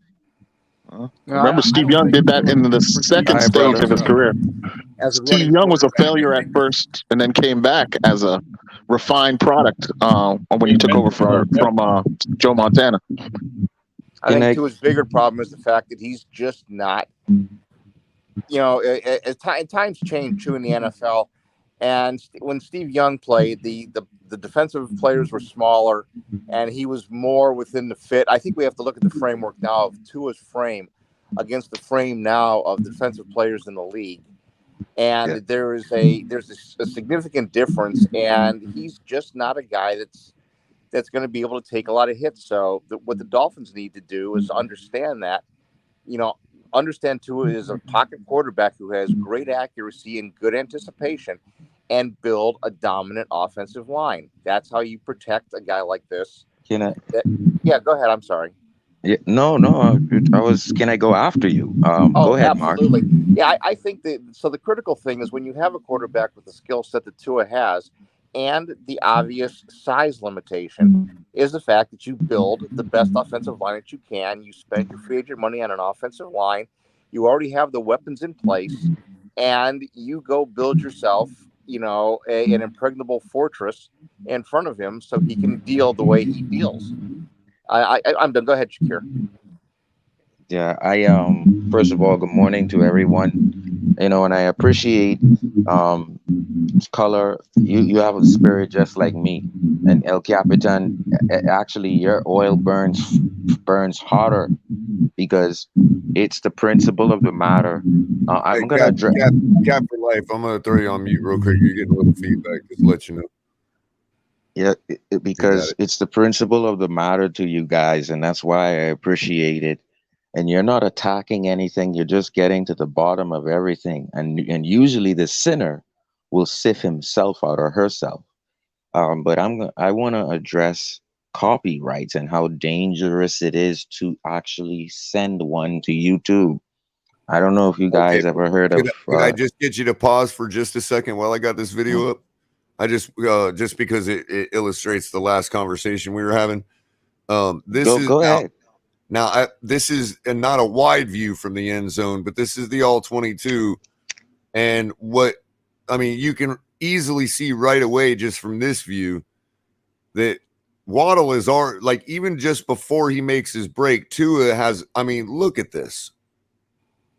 This ball should already be thrown right here to this area for Waddle to catch out of his break. Now, why he doesn't do that, I don't know. But let's see what happens in real time so you can see it actually develop.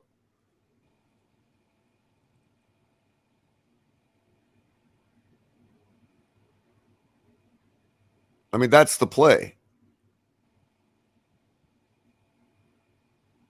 I've seen this I'm over not trying to blame anybody for anything. What I'm trying to say is this is an example of what the man could have done.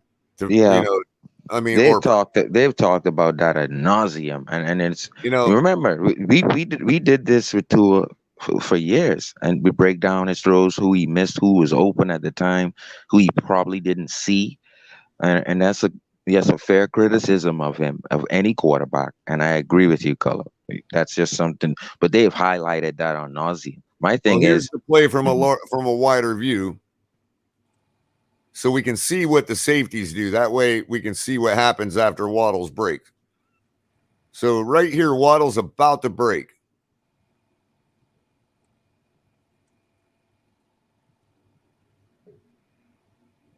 I don't know why it looks different from that view. I don't see the Waddle break, but oh yeah, it was earlier on. Oh, and he's wide open in the corner. Look, right there. Tua already has enough, even out of his break, he could have laid it in here. Look at the hips of the safety, completely turned away from it, and watch where Waddle ends up. Yeah, but that linebacker, you still have to get it over that linebacker at that point. Yeah, but that's easy. That he can make that through easily. It is, but now you have to get the yardage. 10, 20. Let me just factor in, Colin. Sharif, look. Yeah, 10. But let's factor in now. We're in the let's just hold on. 10, 20, 30, 35 yards to this corner. Yeah, but if we run the play from the snap and we know someone's mic is really loud. I got it. And we know we can get it over the linebacker. Now we have to factor in, funny as this is gonna sound, guys. This is gonna sound funny. Yes, he can get it over the linebacker, but can he see you? If he can't see you, then he can't hit you. That means the line now is a factor. Well, now go continue. But see, that's what you missed. I just wanted you to now continue. Go ahead. Well, he still has two guys in his line of sight, but doesn't he know Waddle's breaking to this corner?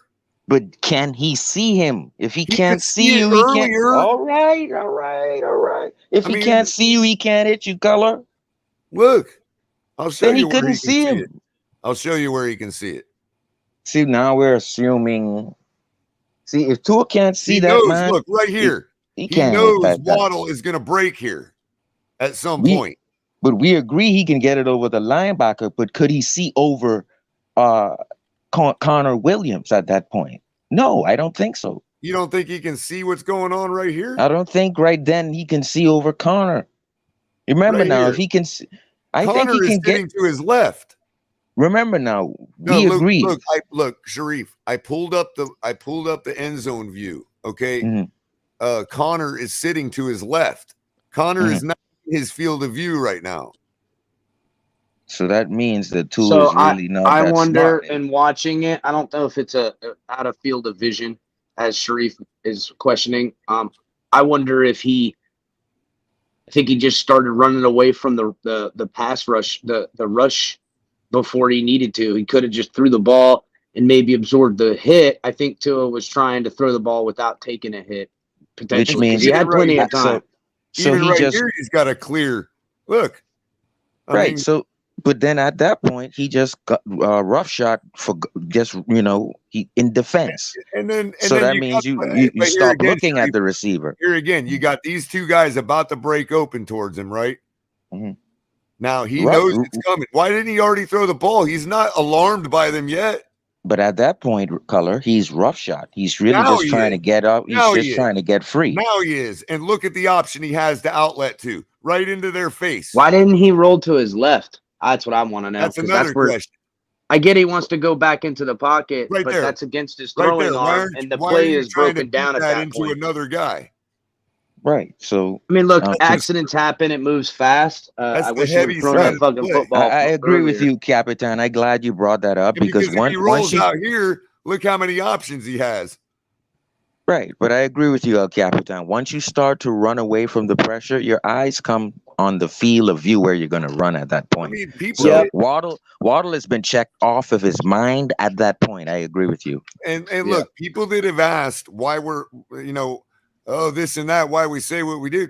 You're the ones that wanted us to bring that up just now. I didn't have any intention of analyzing that play on the all 22. That's the first time I've seen it on the all 22. So if I may, Color, I just want to I have been in the YouTube space, like not trying to create a channel like you guys, but my work, what I do, causes me to help people here as well. So what I found in with people with millions of subscribers checking another channel or copyright striking another channel, from what I find in people doing that and countering that and YouTube handling it once you sent it, that's a very dangerous thing. For example, I don't know if anyone knows about Fresh and Fit. Fresh and Fit podcast actually sent a copyright strike to I forgot the guy's name. Abba and Preach. I think Abba and Preach. So Abba and Preach have like millions of subscribers, and a smaller channel that has hundreds of thousands of subscribers copyrighted Abba and Preach the same way, the same exact way that I Master is complaining about. But guess what? The person who made the strike, what they didn't know in the YouTube policy and Color, and you guys knew this, but you didn't point it out. When you make this copyright strike, you have less than 5 days to prove that, because he didn't monetize the video. So now, if you don't prove that, guess who channel falls? Guess who channel falls? I give you guys one guess. The striker Master at Work must said it prove in his something. video last night. Master at Work said as So much in his I'll video. be honest. The striker must prove something in 5 days, or guess what happens? One guess. What responsibilities fall on someone that strikes someone? I have no idea. I have yet to do anything like That's that. the YouTube policy. I doubt I will. I've actually, Capitan, I've actually been to YouTube moderation school. So I learned how to be a moderator in YouTube in terms of marketing the channel, controlling the chat, answering people's questions. And during that being moderator in different channels, I find these things. So the striker must prove beyond egregious a doubt. And that cannot be proved because they didn't monetize the music in the video. I'm fascinated by this YouTube moderator school. Where the hell is this at? Oh, I can give you the link for it. No shit. They got easy. a YouTube moderator school. Yeah. Wow. So the thing is, the striker must be certain beyond a shadow of a doubt that the move that the counter channel made in this case, Master's channel, they better be sure, whoever better be sure it's beyond egregious, or YouTube turns that around as you becoming an enemy, making false claims. Guess who channels will get taken down? Guess one, you have one guess. The striker. You Now, sure I don't have two? I mean, there's only two YouTubers involved, so I kind of want two guesses, bro. The striker. So now the thing is, if he can't prove that, which is he just was mad and emotional because his face was on it, and all he did was say he didn't want his face on it, but he went and he continued to make a copyright strike when a YouTube video was not monetized. Guess what ends? That is the faulty in the striker. YouTube takes that very seriously. So I'm going like in freaking details of this now for you guys. So if I'm Reason, I gotta make sure I cross, because remember what Master said. He crossed his eyes and struck his T's, meaning he stayed within the guidelines. He couldn't. YouTube is not going to come at someone who already did not monetize his music or the persons in the video, and he had a fair use in front of the disclaimer. This is what's important. Fair use disclaimers. It covers everything, bro. So if you want to do some all 22 during this live stream, it would have been good just to do a 15-second disclaimer of fair use. Guess who didn't do fair uses in their all 22s for at least 100 shows? Reason. And if you don't use a fair use disclaimer, a person could make a company demonize you. So meaning Master can now go to the NFL and just simply say, this guy was scrutinizing your players in the NFL, all 22, on over 100 of his shows, and I have the tape to show you. And guess now, you have a double whammy. You now have to prove that Master did something beyond monetization, and you now have to prove that, oh, I didn't do all 22s criticizing players. Bro, that's on the striker. Now, I'm going to talk about why is it so important to not follow the comments, and me being in a clubhouse space where people have the audio to scrutinize me every day, and they do. I have some astrologers that think I'm a crazy person on there. I have different sets of but you're never going to convince me not to interact with my audience, bro. It's not fair to the audience. No, but what I've done is I realized that the meat and the bones is I'm a content creator, and that comes with that. It's just like Tua. You're going to get slammed to the ground because you choose to play in the NFL. I choose to be a fireman. So I choose to be a content creator, and the thousands of comments and replies that I get that are negative, I don't reply. Actually, the comments actually send out the argument against you actually sends out the algorithm. Now, if you study how to open a channel and make the algorithm work for you, Master did a fantastic job to get plus 10,000 views to get the algorithm to work in the favor, so you can get traction to the AFC panel channel. That's a great way to do that. You get 10,000 views so you can get people to come to the AFC roundtable channel. That's great marketing. But once again, to me, Master did nothing wrong. I actually laughed at the video, and I thought it was very funny. So to get butthurt or to have PTSD and take it to that level, I'm not even talking about possibly going to Mojo, and that if we find that's proven, and for somebody to attack him with a copyright strike for it also gets residual sympathy. Well, I can tell you, YouTube will send a letter to the striker and say, if this cannot be proven egregious, your channel is going to be taken. And I've seen people with hundreds of thousands of channels get taken down, and they have to plead to God, to YouTube, please, and YouTube don't play, man. So if the striker think that he is not going to get a counter strike to prove, so he can prove, and on top of that, because we know that the music and the video is not monetized, they didn't make any money, therefore, and the fair use, therefore they're in grounds of doing what YouTube allows. You got to be careful, guys. If you're opening a channel and you're mad at people, This is why I don't follow the comments, because the comments drive the algorithm. Mad at nobody. Angry or I ain't not. mad at nobody. I'm mad for not being mad at nobody. And so I just wanted to throw, and for me, Reason already blocked me. I don't know why he blocked me. He blocked me from the chat. He goes backstage He has anybody listening to him. And he goes backstage, and I can tell you, only God knows what he talks about on his panels backstage. Everybody I met says they were blocked by him. I don't know who's left. But my point is, once you go backstage and start making people hate other people, it's just a game, and we love a team. And at the end of the day, don't go that far, bro. Like, you're making people hate other people backstage. Like, it's too much. And my boy Rhino Sith, my boy Rhino Sith is a soldier, and he won't stand for that bullshit. So he's still my friend. But this guy makes other people hate you too. Just to answer Kadim's question, Reason is a Canadian Dolphin YouTuber, content creator that has got a pretty decent sized following. So he got like 5 days to prove that. You might like his takes.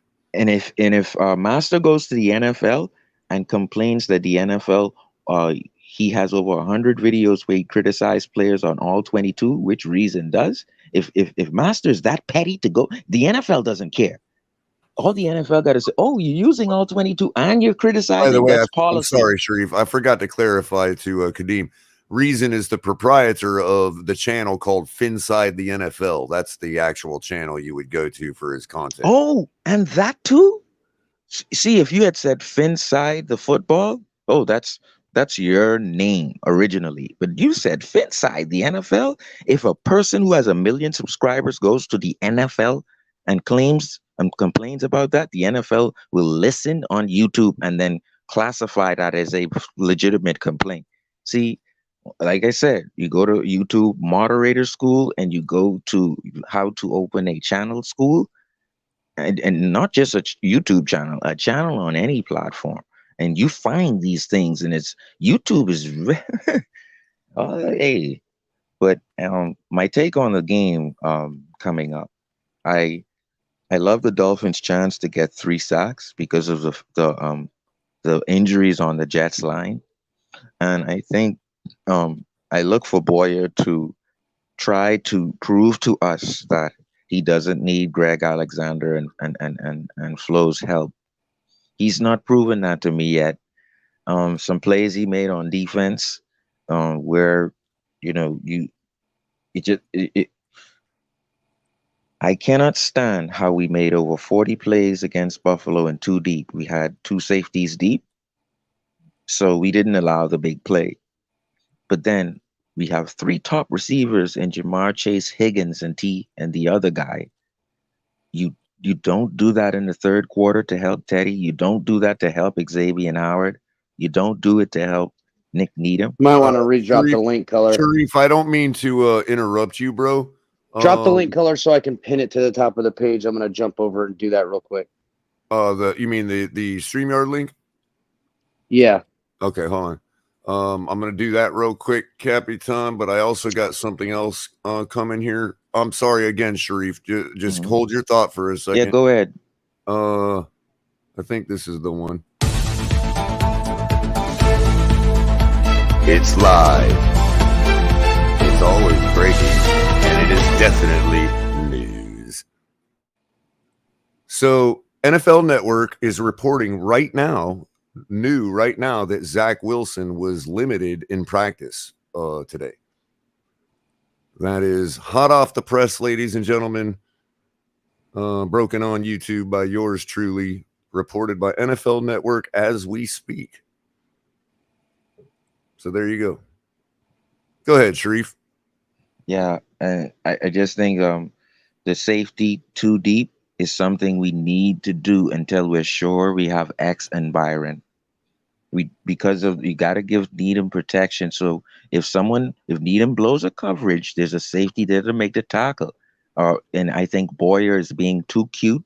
If that's Flo, a safety is there to make that tackle on all of these plays.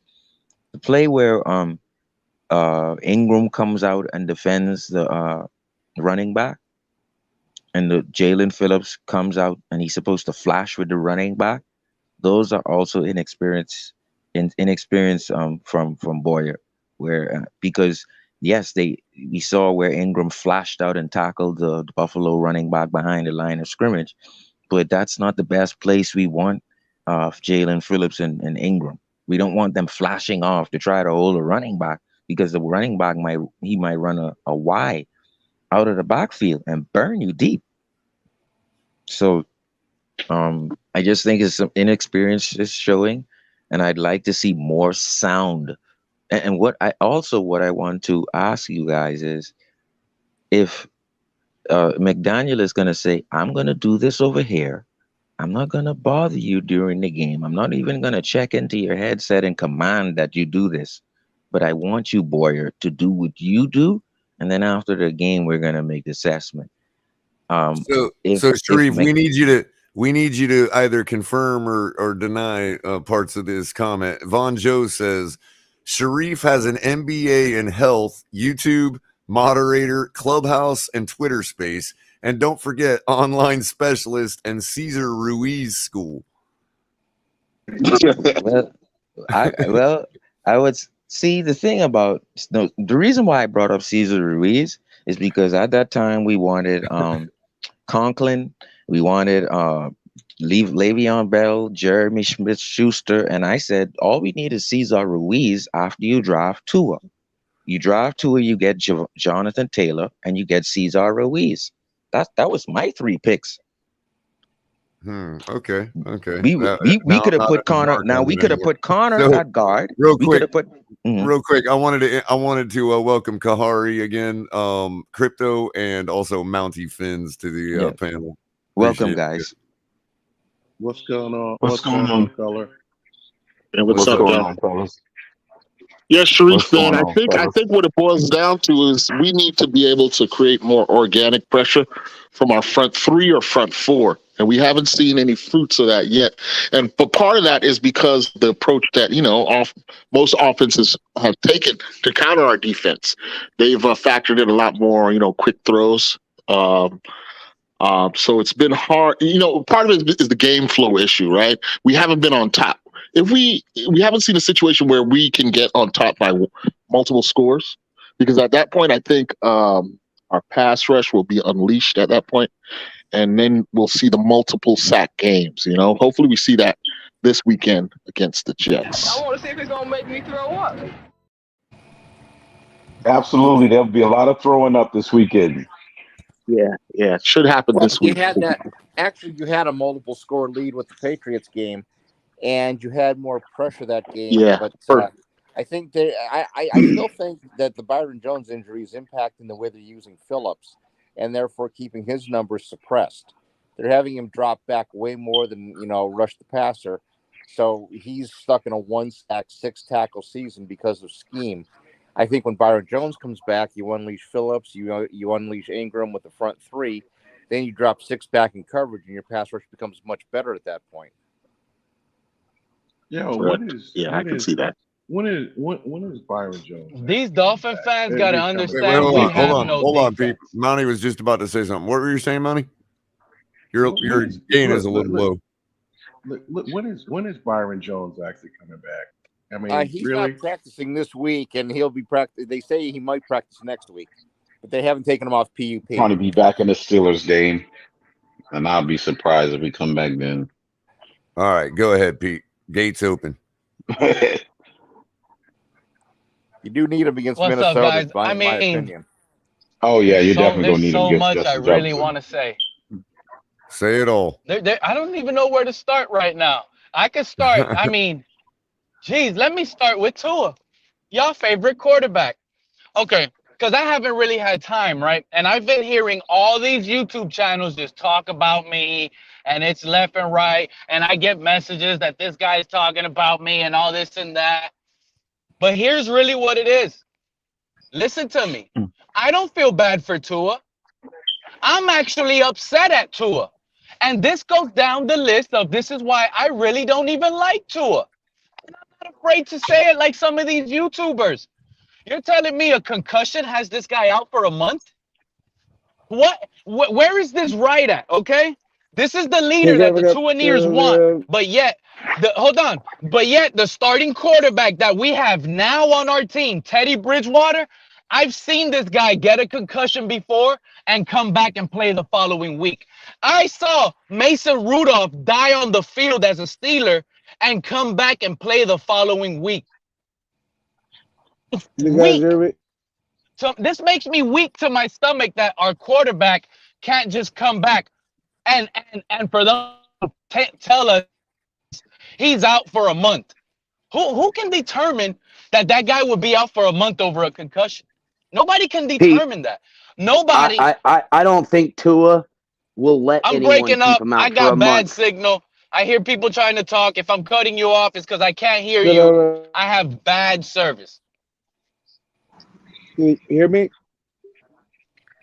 Go ahead. Pete, I hear you guys now, man. I gotta let so much off my chest, and I'm not even near done. But go ahead. Well, we're not going anywhere, Pete. We'll be here for a little while, so you'll be able, even if we lose you, you can come back. But what I'll say is this: I think because of the pressure Tua has, I don't think he'll stay out a month. Even if that's what they want to do, he'll be back no later than 2 weeks. He'll be there for the Steelers game no matter what. I'm looking for him to be back next week, especially if Teddy Bridgewater plays exceptional or Teddy Bridgewater shits the bed and Skylar comes in and plays exceptional. I think that only further stokes the fires of questions about Tua, which he can ill afford as a brand with him and his people. It's just a fact. I'm not saying that it's right or wrong, but it's a fact that he would feel that pressure.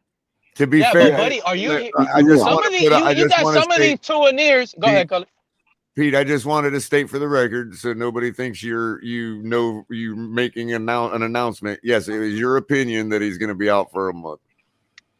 Hold on, but I heard on ESPN or whatever show that he could be out for a month. Right, but it was their opinion. Still, it wasn't like It was not hearsay. reported anywhere. Because people want it clarified. I'm just Well, the fact that he's out for a game over a concussion. This guy doesn't have a broken hand or anything. He's back walking, Culler. He's good to go. What is the point of holding him out now? Are you saying that because it's really a long week? You saying he should be 10 back days, against the Jets? Are you saying yes, that he's lesser than a typical quarterback? Because a typical quarterback can be back in a week, 7 days later. That's it. Here he gets 10 and he's not coming back. So that's another strike in the quarterback assessment, is what you're saying? That's where I'm getting at. That's the bigger picture that I'm trying to portray. He's not tough, and he doesn't he should be fighting to get back in on this Sunday. He's walking and talking. That's it. Get back on the field and play. So real quick, guys, Pete, I want to give Batman a chance to talk. He's been hopping in and out because of connection issues. I think. Hold on, real quick, Culler. I was going to say real quick. I don't think he should come back against the Steelers because we know who is the defensive coordinator on the other side of the ball. I'm just saying nobody cares about that. It could be some targeting issues in concern. So he comes back against the Steelers. We all know who was demonized in that game. He had more incentive to take him out permanently for the rest of his life. I don't think Flores is that type of individual personally, but does anybody know who? But we don't know who. Does anybody know who? But his players know. Okay, fine. But does anybody happen to know who goes by the name of Slim Jimmy? Because we've had streakers through here, and I don't want to bring this guy up without him going on camera because I don't know who they are. And Slim Jimmy is not going to take a chance on. That's maybe he already sounds like unless Capitan overrides me and tells me to bring him up. Slim Jimmy can come up here. I find the name funny as hell. Is he saying he got a thin wiener? Is that what he's talking about? I don't know, but bring Slim Jimmy up. YouTube will ruin our show if we. You can bring up Slim Jimmy as long as his camera ain't on. Shout out to Mike renewing the membership. Appreciate you, buddy. Thanks, Mike. Appreciate that. That's probably you can bring up Slim Jimmy. But the Steelers could be doing that. Catania. I thought Skalski was already a member, so that could be a renewal. But either case, thank you very much, Mike. I'm telling you guys right now. I heard some stuff. that there's no way I will hold it back and not tell the fan base, okay? During the halftime of the Baltimore Ravens game, during that halftime, Tyreek Hill exploded in the locker room. He said he did not, what I'm hearing is he did not want to run another slant route for this guy. Tyreek Hill is the biggest problem, and they're doing a good job of hiding it, okay? No matter how we want to see it, Tyreek Hill is the highest paid Dolphin. They have to listen to him. They invested too much in him. So at this point, what he says goes.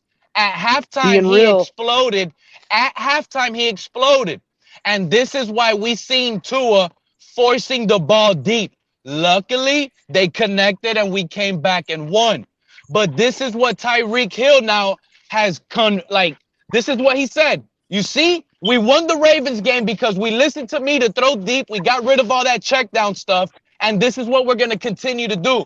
Now, Tyreek Hill forcing that pressure on Tua, some could say that's what got Tua hurt. I still blame Tua for not being a leader of a men for himself and not playing his game. That's why he almost got killed on the field. But regardless, so we can blame Tyreek for being 3-1. If so, we did that. Yes. Blame him. Well, you could give him some credit. He's at least good for one extra win. Now, listen, when he was drafted by the Chiefs had won 11 games the prior year to getting Tyreek. They only won one additional game his very first season as a Chief.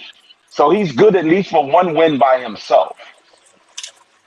If Tyreek being an asshole gives us 3 out of every 4 games, then I want him to be, you know, Donald Trump level asshole. You know what I'm saying? I say, give that man more money is what I say.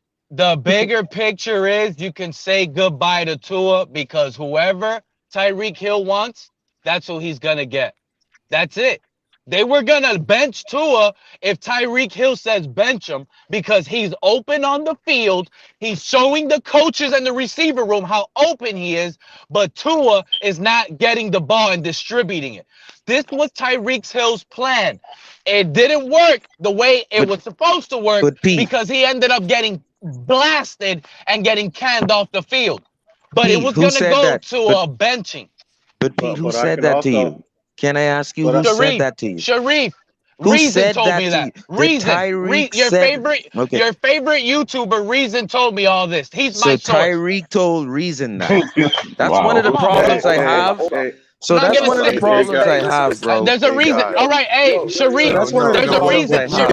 Sharif. There's a reason why I don't put my boy on blast. Okay. Logic and reason told him that. Listen. Bro. The reason why I came on here is to talk about your boy Reason. All right. I've been in the back. I've been chilling out. But now you bring up the name. First off, let's call him by his real name. It's treason. Firstly and foremostly. All right, just setting the record straight. That guy, 100%. His name is treason. Oh, Slim Jimmy. Hey, by the way, real quick, go ahead and introduce yourself. We haven't had you up. Appreciate you not flashing our audience like we've had in the past. Bro, I'm surprised people watch Reason. I've said it. They thought you was maybe they thought you was a secret bro. He's a fraud. Hold on, guys. Let him finish. Say it to his face.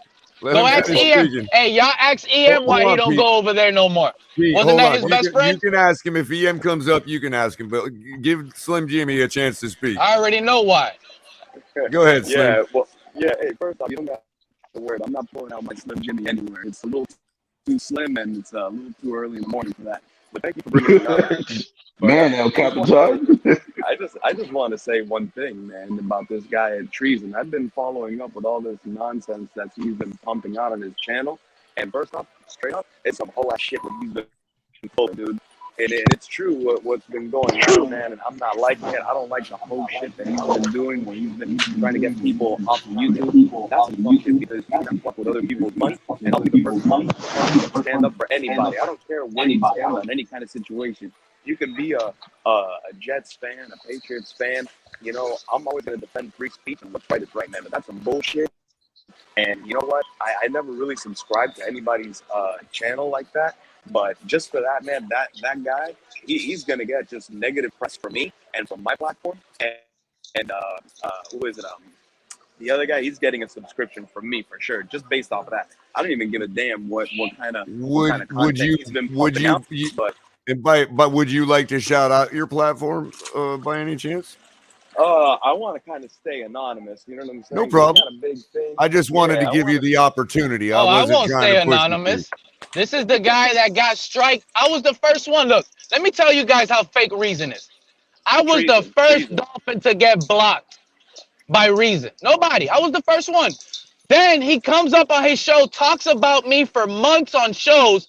But when I come on and start talking about him and making videos of him, oh, I get strike. Oh, you can't do that. That's not right. How do you go at someone, Pete, but then when they go at Pete, you, you Pete, start striking them? That's not right, Pete. bro. So, Reason Pete, is a fraud, bro. I'm asking you directly. What you're saying is Reason copyright strict you on one of your videos is what you're claiming. Bro, Reason copyright strike me on 2 of my videos in 2 days. He struck me on the first one. Then the next day, I made another video showing him that he smokes meth out of a pipe. And I made the video showing everybody how he smokes out of a pipe. And I let him know. Why would you do that? I don't care. Why? Because he struck and he made a claim on my video. And I literally told him, I'm like, listen, bro, I'm never going to listen to a guy that smokes meth out of a pipe like you do. And I clipped this video. And I'm gonna sit here and say you're gonna tell me I don't know football. But you can understand that without any proof of that, you can, bro. Without any proof of that, dude, that's like kind of low. Listen to me. The only thing you can smoke out of a glass pipe that you can see on TV is meth, bro. I don't care what anybody tells me. Yeah, but Pete, wait a minute, Pete. Are you accusing him of being a meth smoker, like legitimately, or just like you made a video and put if I have to go back, if I have to go back and find my deleted video, I will, bro. That was a meth bomb. That's a pretty bold accusation. You might want to find that video. Yeah, that's fucking some serious. It's up there. It's up there. And everybody knows. Look, Pete, everybody knows how I feel about being called a crackhead or a meth head. So I can't. The president. I gotta. You know what I mean? You can understand why I'm People pushing. see my video. They see my video. This guy gave me 2 strikes 2 days in a row. But yet he could talk about me for 6 months on his show. They still do it. But when you talk about them and you use a little video to show that you have facts, they want to copyright claim you. Culler, put the breaking news up, man. It's a lot of fraudness, bro. It's a lot of fraudness. These 2 Aniers, they're out of here. He's a phony. I'm gonna tell you like this. Reason went and spoke about TD's baby mother who's giving birth right now. Reason went out and spoke about other YouTube content creators' personal life. This guy literally spoke about people's lives, problems with their wives, problems with their jobs, problems with their house. And now he's going to sit here and say we can't talk about him? Forget that guy, bro. I won't even give that guy a second of a view out of my phone. All right, hold on. When you cross that line, go ahead. Slim. You cross that line. I think Slim Jimmy's having when you want to talk about people, problem. Talk about people. Slim Jimmy. You're breaking up. Content creators. These other content creators, they still mess with him, and I'm not afraid to say their name. TD still rocks with Reason, as y'all can see. And they still do. Steven still loves them. Look, Larry, everything Reason says, Larry loves it, and he will say it. But they don't care that guy's a fraud and a two-face. And I just don't stick myself in those type of circles. That's why forget Reason. To me, he's not even a Dolphin creator. Crazy. He's not even a Dolphin fan. And like Master at Work said, he only made his channel because Tua. Yeah, you still. Slim, you're Slim. Breaking up. You might need to You're breaking up, Slim. You might want to go get. Yeah, you're breaking up. And then on top of that, he else's shit out there. Yeah, it's no getting him. Yeah. money. Hey, you're cutting in and Hey, out, man. Tuanon's getting you, Just man. go in and out, man. You Tuanon. might want to go. You might want to go get some beef jerky and study some Slim Jim. You just might want to Hey, check out the beef Tuanon, jerky. Clowns Slim like Jimmy, Big that's O. a, What are clowns that's a like Big career O connect. saying now? you don't go a minute without Tuanon, man, trying to pull you off the internet. It's happened already on this channel. Like, Tuanon is strong on the algorithm. What do you mean, Sharif? You don't hear the whole episode that Steven had? Telling me he's promising me that he's not going to ban me because all these Tuaneers want me banned? Larry told me the same thing. Larry said, bro, everybody's messaging me. They don't want you here because you don't like Tua. No, I'm I talking don't about care, why. and I'm never going to like Tua. He's never going to be able to see over the line of scrimmage. He's always going to be slow, and he's always going to have a weak arm. I'm talking about Tuanon messing up your connection, bro. Like, when you start going in on Tuanon's president, Nobody worried about no connection, Sharif, man. It's no joking when these guys. the algorithm. These Tuaneers got to wake up. These Tuaneers got to wake up. Damn, Sharif. Hey, the vice president is Big O. Like, but Big O is going in on Tua, man. Big O is like, you're stupid for not throwing it away. Like, oh, I was like, damn, bro. They're not gonna let you in the press conference, bro. Big O is saying that. Hey, Big O is saying that. Could be right twice a Big day. O is saying that Tua is freaking an idiot if he keeps on doing it. It's on Let me him. tell y'all what I heard. Tua to get To make all the Tuaneers cry. I'm about to make all the Tuaneers cry. I'll give you that chance in a Listen second. to me clearly what I heard. This is career ending. Hold on. This is career ending. Hold on. We just watched the All 22. How can Big O deny anything else, bro? Like, No. Let me. If Big O is Culler, if Big O is out here saying that, and let me tell you, Culler, you know deep down inside, Big O fans out there that are listening to me, you guys know deep down inside, he would have found something to help Tua. The fact that he's not finding an excuse And to help he's Tua. holding Tua the fact personally that, responsible. exactly. Right. This is what I'm saying. I'm letting y'all know this is career ending. We're not gonna see Tua no more this year. Listen, Pete. Give We're a person a chance to speak, Pete. I mean, gosh.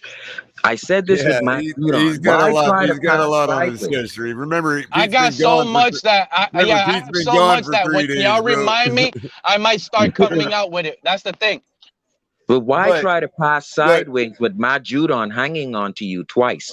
Like if he had blown out your hip for you trying to pass the ball sideways, just throw the ball away a second earlier. And I spoke about this week 1, and Tua goes ahead and does it again. Goes ahead and does. We have been talking about him getting rid of the ball for years. For years, we've been talking about it. You did. I said, I give you credit on that, Sharif. I said, and that was prior to his out-of-body experience game the following week. Dude, it's on Tua to get rid of the damn ball in the end, bro. I agree with but you. he can't get rid of the ball if the leader of the team is screaming at him and telling him you better throw it deep, buddy. Y'all don't Where believe did me, that boy. come from, though? But I would like Too you to funny tell at me, this point. where did Tyreek confront people and told them that? Because I really would love to know. Listen to me. What I'm hearing from my sources, okay? My sources, not nobody else's sources, that there was a locker room disgrunction I in the remember you Baltimore saying in Ravens game. preseason that Tyreek was going to tear down this team. I remember you saying that in preseason, that Tyreek will tear this team down. Now, If you still guess believe what that, I'm that's hearing? fine. Guess what I'm hearing now? Guess Okay. what I'm hearing, Sharif? You're a real Dolphin fan, and I want to wake you guys up. I'm hearing that Tyreek Hill is making his own plays and calling the plays. He's doing what he wants on the field. We're winning. This is, that's the only reason it's going away out of our heads. That, I swear to you, it's that we're 3-1. If we were Keyshawn the Johnson opposite, did 1-3, Michael oh my Irvin God, did that. this will be. Keyshawn Listen Johnson to and me. Michael Irvin Listen did to that. me clearly, fellas. Jerry Rice After did Tua that getting to concussed, Montana. Jerry and if Rice we would did have that been to 1-3, You- there would bro, have been he's probably the a best head coach receiver in firing. the world. Y'all hearing me? He's the Mike best McDaniel receiver probably in would the have been world. fired by now. I promise you. Hold on, Pete. I wanted to give Slim another chance to speak in case his connection's solid now. Go ahead, Slim. Yeah. And it, boy, Keyshawn didn't did that. I'm not Hold on, allowed. Streep. Hold on, Streep. Go ahead, Slim. Am I? 2-Anon's got you, bro. Still breaking every other word. 2-Anon. Yeah, you spoke bad about 2-Anon's president and vice president. You're done, bro. I'm telling you, the algorithm, it gets you. But for me, Probably just a bad cell tower I would connection, want actually. Tyreek to come to me anytime as me being his he's my receiver. Keyshawn Johnson did that to the point where he pissed his coach off. Michael Irvin does that. Jerry Rice does that. Who's better than freaking Tyreek? I want Tyreek to do that. Look at Carla. Look at Carla stirring the pot over here. Look I at hope Carla so, stirring Carla. the pot, man. I'm telling you, Carla. Just announced his retirement. Where you go, We're Carla? never gonna see Tua on Wow, the you got field to put again. the breaking news out there, Carla. Every You got once to in get a the while, breaking Carla news. can get it done. You know what I mean, bro? That's good Wow. stuff right there, Carla. The That retirement. needs to laugh right there. Wow. I don't think you guys. Hey, these What's two wrong ears with him out saying here. audible Hey, right now and hit me freaking deep? What's people, wrong with him saying that? these two ears out here, right, that are not from Florida or they're not from Miami, they don't really know how loved Teddy Bridgewater is in the city of Miami. I don't You know, think this I probably franchise use that point organization in doesn't God. I am understand. very heartbroken Listen to me. by that news. This guy is a Northwestern Bull, okay? Yeah. One of the best high schools in Miami at football. This guy is the heart and city of almost Liberty City, okay? He's going to have the Hard Rock Stadium filled with people for Teddy. Look, let me tell y'all something. Deep down inside, I'm kind of heartbroken right now. I kind of am, because I want Teddy to be the star of this franchise. I do. I wouldn't mind.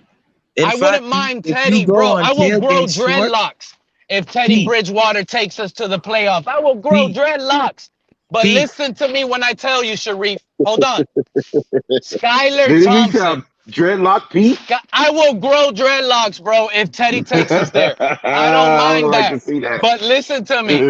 Skylar gotta inhale Thompson's too. ceiling, Skylar Thompson's ceiling, to me, from what I've seen, is just higher than Teddy's.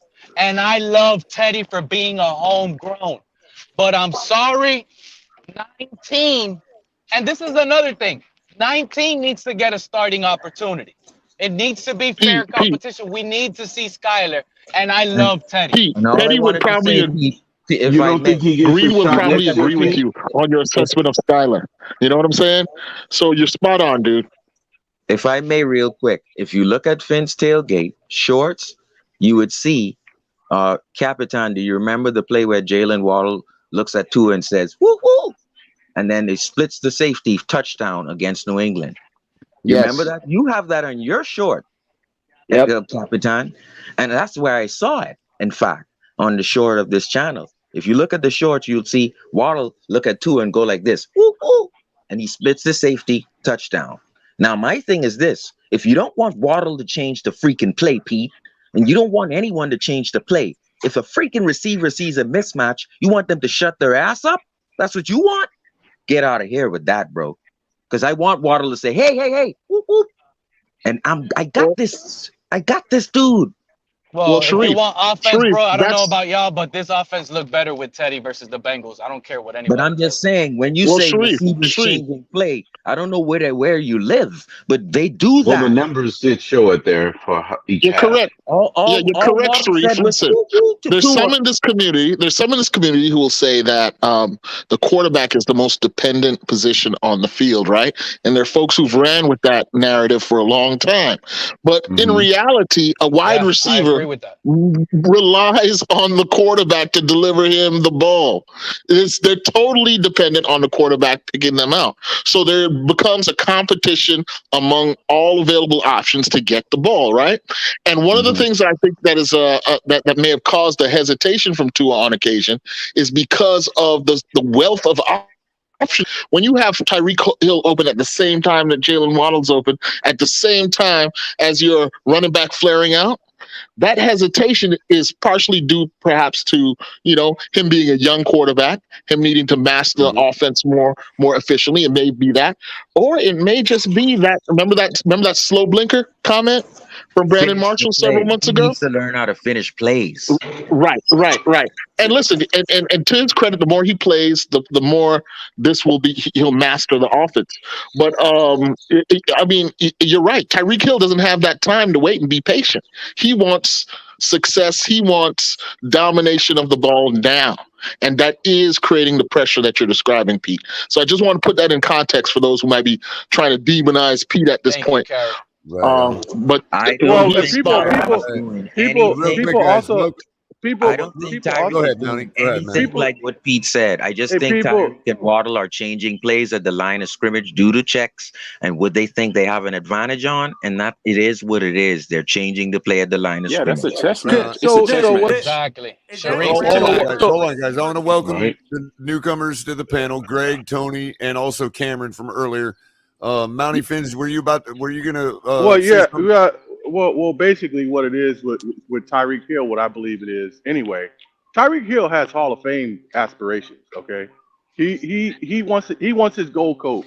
Okay, That's so facts. that's why he's gonna be harping on Tua to throw me the damn ball. This Randy Moss type of persona.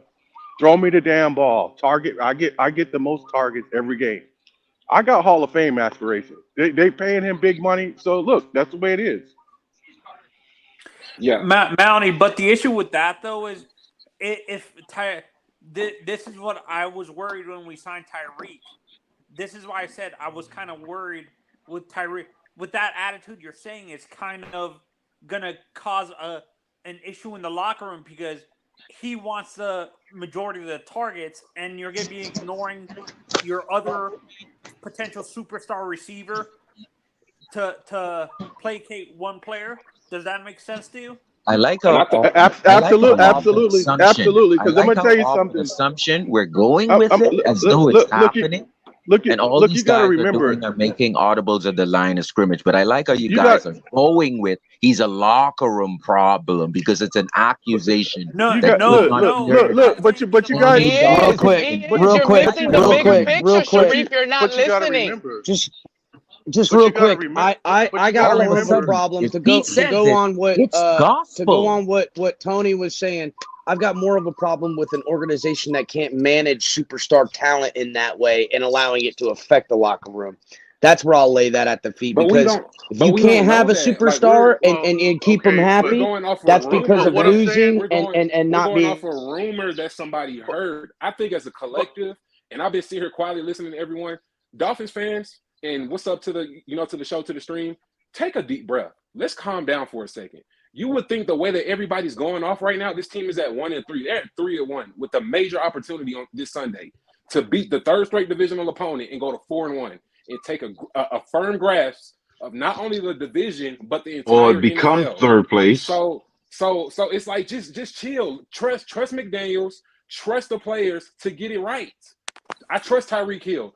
Chris Greer wouldn't pay him all that money if he wasn't good money. If he was not a good locker room teammate. And for what I've seen from him on social media at training camp, busting backflips, he's doing a great job. Of course, he's going to walk about, just like Sharif said. He was So like paying Jerome Baker, I'm sure the same equivalent, the same energy needs to be paid towards paying Jerome Baker a lot of money as well. But nobody's doubting the energy positive energy that Tyreek Hill brings. I think he's a great guy. However, this guy he's coming from a championship team. He's got a ring. He got a ring. He got his money. Now he wants his gold coat. Right.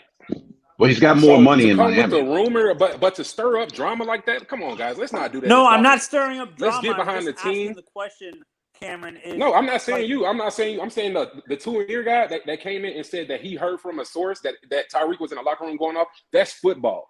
And what I've seen a lot of comments this past couple of weeks, this has been the longest 10 days of my life. I just want to see them on the field and just hope that they can just reinforce what we've been seeing so far. But to just go off of rumors and hearsay, let's not do that, man. Let's go out. Let's trust and have good faith that McDaniels and everybody else involved, the front office, is doing the right thing. And they want to put players in a position to succeed. Having Jalen Waddle and Tyreek on the same team is enough to get a quarterback to the Hall of Fame if he plays his cards right. Yeah, and that's what I'm hoping to. Yeah, but Cameron, let me ask you this, because the fan base also like to have selective amnesia. because not too long ago, in a not so distant past, that the Miami Dolphins was on a 7-game winning streak. In the middle of that 7-game winning streak, that was a lot of angst in the community as well. So it's nothing new under the sun. But that was a different administration or coaching staff. Irregardless, but at that time, people were saying it was a different administration too when we went on long winning streaks. No, like and it was half the different stuff, administrations at that time. came out. But yeah, I understand where you're coming from. But half the stuff They were saying that too at that time about previous I didn't know any of that administrations. was going on. What I'm trying let to him say respond, is, It was going on all the time. Let him I'm just respond. saying this, dude. I've been a fan for over 40 years. Let him respond.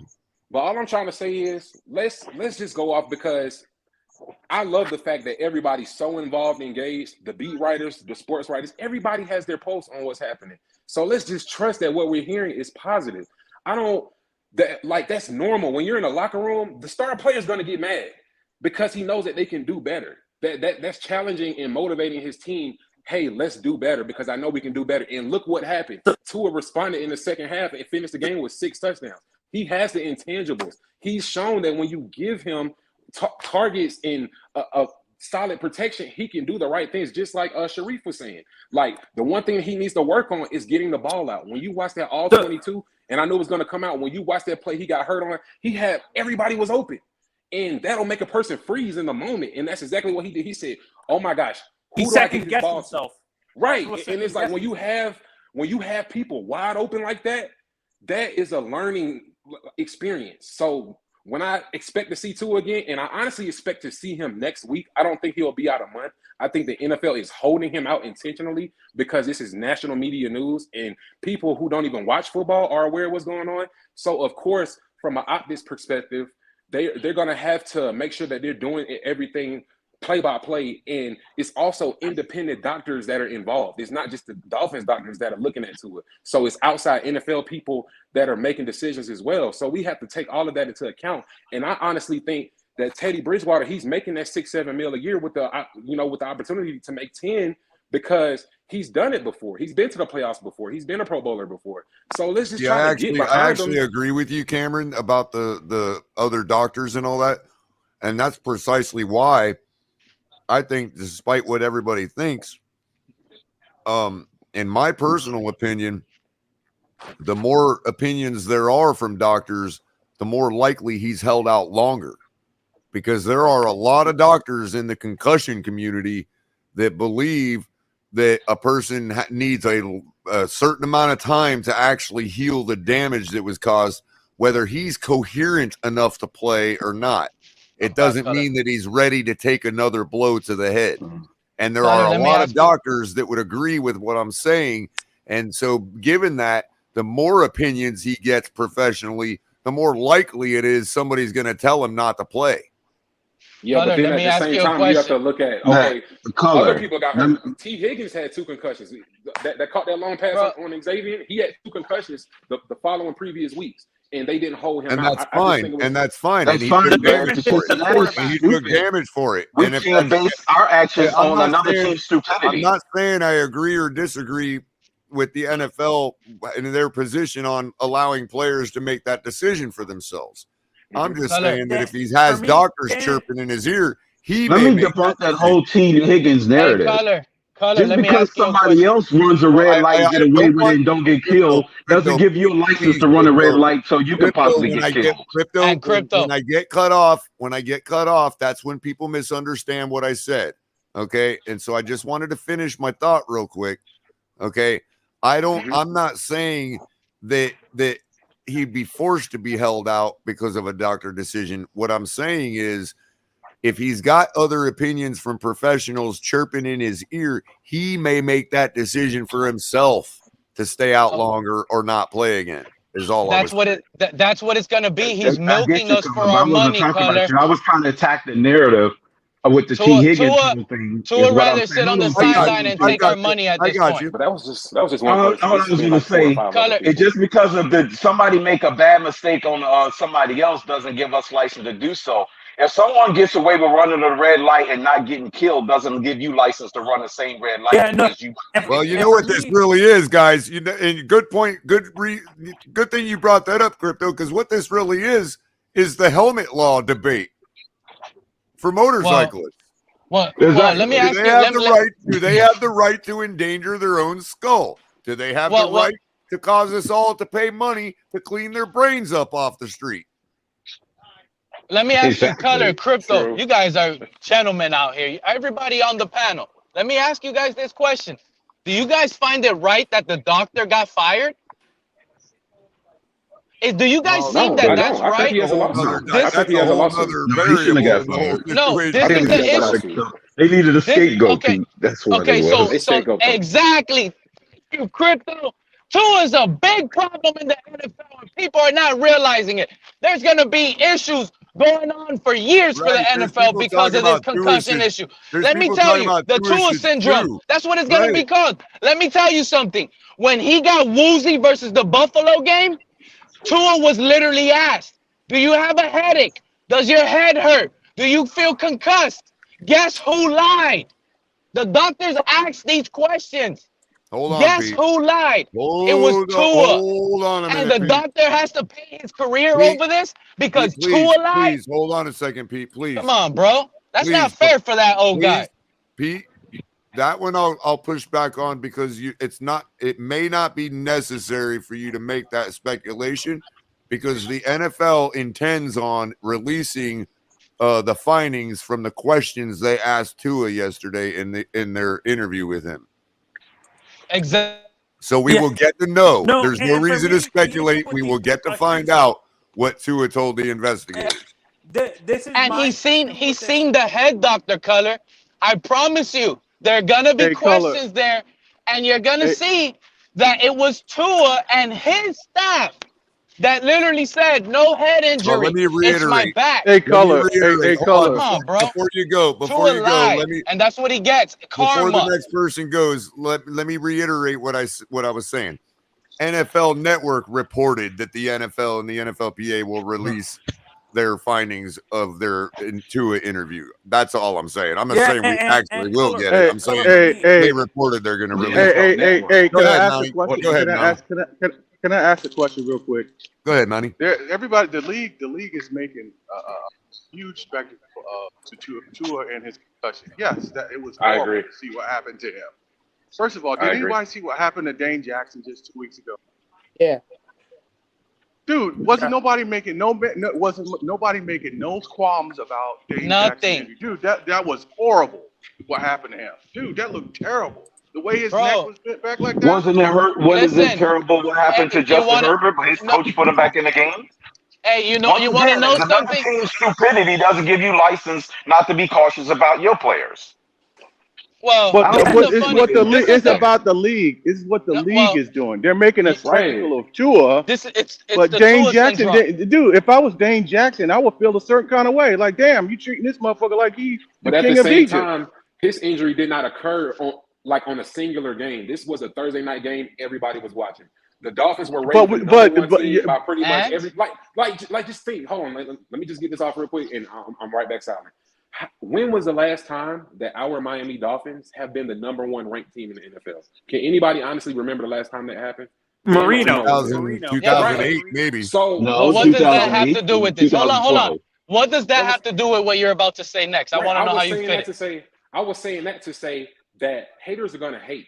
We're getting so much hate from Bills fans, from just other fans, Eagles fans. If you look at and just click these people's profiles and just look at their background, they don't like the Miami Dolphins. The Miami Nobody Dolphins does. Never exactly. So I was saying that to say that I don't even like my own team at this point. What they're giving us. But sir, just don't even take it there. What I'm not saying gonna to say dip. is we got to circle the wagon. We got to be holding the squad down because we know that we actually care about this team.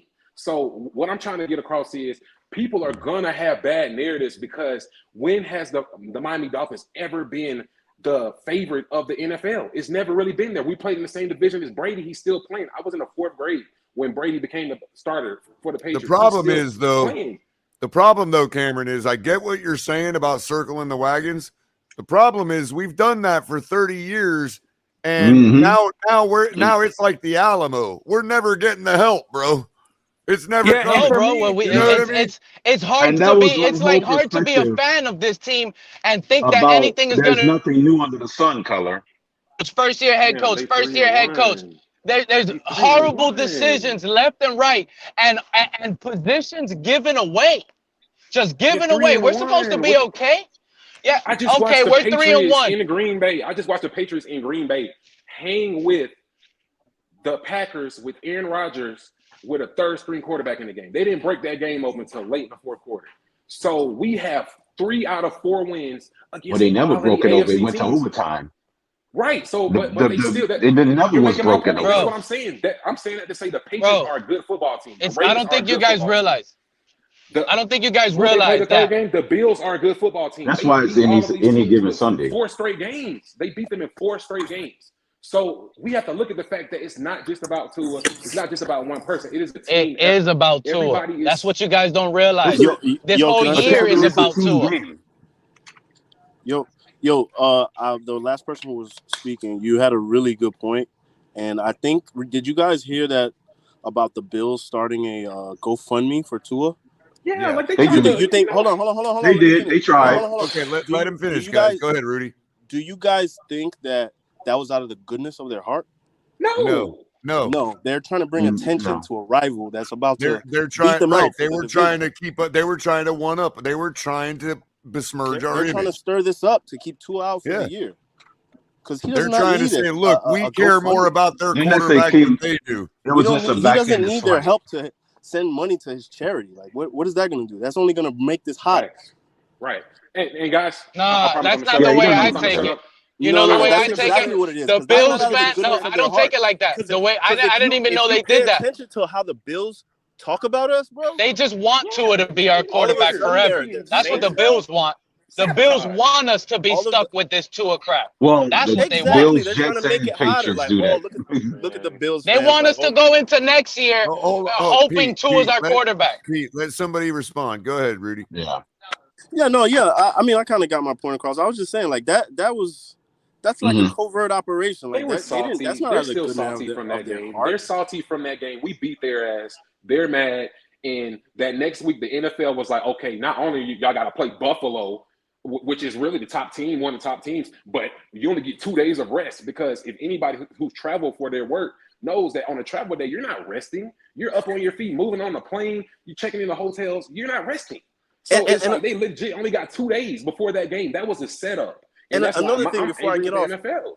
what you call it? What did anybody pay attention to what happened to T. Higgins? He was concussed, knocked out on the field, and he got back in the game. And got back in the game. So, and then he played on Sunday, and then he followed it up. Did they rule that a concussion though? Just like Tua did. Yeah, Did you hear me? For me, I want to call out the NFL If it with was this. T. Higgins had the same sequence that Tua did. Where's the Okay, outcry? I want to call out the NFL with this concussion thing. Give he Tony. didn't have the same Give Tony a response. turn. Give Tony a turn. And he was unconscious. I want to call. I want to call the NFL on this concussion BS. This is specifically for Tua. I admit I'm not a big fan of the kid, but it seems like they're treating it. The reason I don't think that the NFL really cares about the safety of the player. It's more that they're more concerned about their investment because he Exactly. sells jerseys for them and stuff like that. So I think the NFL just cares more about the lining their pockets than the. That's what I've been saying, Tony. Follow the money. Somebody's getting paid. Somebody is rotting in Denmark. Something's right. I've been saying it all along. Somebody's getting paid to have a vested interest of a player being on a team on the field at that time because of the rivalry. Watch, we're going to find this out in 2037. Somebody's going to confess up finally when it's beyond the statute of limitations to persecute somebody. That's when they're going to reveal themselves as corrupt. Crypto, I never thought about it that way in my life, but there is probably some rich idiot paying Stephen Ross to force Tua to start. Who knows? I truly don't know. I'm and always nothing is out of the table because listen to what I'm telling you. I have never seen a quarterback be so bad that I don't get it. You guys are gonna sit here, but something is going on, bro. Something is going on. Tua's not very good, and it's just weird. Like I don't know, bro. It's weird. at the end of the day, it's weird. Y'all can have. I want to say something about Skyler real quick, coloring guys. When I look at Skyler, he reminds me a little bit. The way he plays reminds me a little bit of Big Ben without the accuracy issue. Like he has accuracy issues, but the way he plays though is Big Ben light. Do you guys see that with Skyler? It's like I see it with Josh Allen, but we haven't seen Skyler just hop in and just do anything yet. So that's the biggest question mark, and that's why people. No, I'm saying guys. coming out of Hold on, college. guys. Roethlisberger is much bigger quarterback. I got to address something in chat real quick. To Jets. I don't know that we have Mo Ali blocked. I'm aware that he does donate to the channel, but at the same time, it may have been a moderator, and maybe we didn't know it. But I'll have Capitan look into it and to see why he was blocked or whatever. But thank you for calling it to my attention. We don't normally block people around here in that form, so if it was meant to be a temporary timeout. We also got Cat for Life that's, pocket blocks people sometimes by accident. So I'll have El Capitan look into it. Go ahead. So who is Cameron? I believe you were the last one speaking. Oh yeah, I'm just listening, man. Like I definitely thank you a lot, Culler, man. You the GOAT, man, for just putting on like just for us. But I think, man, at this moment, man, we got to just hold the team down and just understand the opportunity that those fellas have to go out there and beat the Patriots, the Bills, and the Jets in the first 5 weeks, and just go ahead and just establish their dominance and let everybody else know that the media is not going to phase us. Y'all, the other team's fans are not going to phase us. We're going to hold this down, and we're going to. And I think when the investigation comes out from the NFL, when they interview Tua, he's going to hold it down. He's going to be honest. He's going to say that we went through the protocol. I passed the protocol. I went back in the game. I beat the Bills' ass. And Tua is a liar. No, Tua is a liar. Nobody's never gonna believe Tua ever again. Look at those Tua is a fucking liar, and that's why his head almost got crushed in. Tua's problem is you're brutal, man. You're brutal, Pete. No, how? No, that's foolishness, bro. This guy got a doctor fired, bro. I don't want to hear that crap. Nobody should be feeling bad. Look what Tua's doing to this franchise. Nobody deserves to have their head bashed in, bro. Well, that's his fault. And I didn't say he deserved that color, but just by him lying to the doctor, saying that it's his back and ankle and not his head, and now it comes back the following week on a short week, he gets his head crushed, and now he what? He almost dies on the field? Whose fault is that, color? Whose fault is that, Culler? I was gonna say, you could argue that's his responsibility, sure. Exactly. But I don't so know he how lied much. on his own health. Okay, but I don't know how much. The damn fan base. But I don't know making how all much. These souvenirs cry, and it's his fault. But Pete, I don't know how much flexibility a player has to keep himself out in that situation. So sure, They're saying, "Hey, you're fine, and we're gonna hold your money back if you don't go in." Then you know what I mean? How much flexibility does Tua have to keep himself out? Yeah. What reports did you guys get?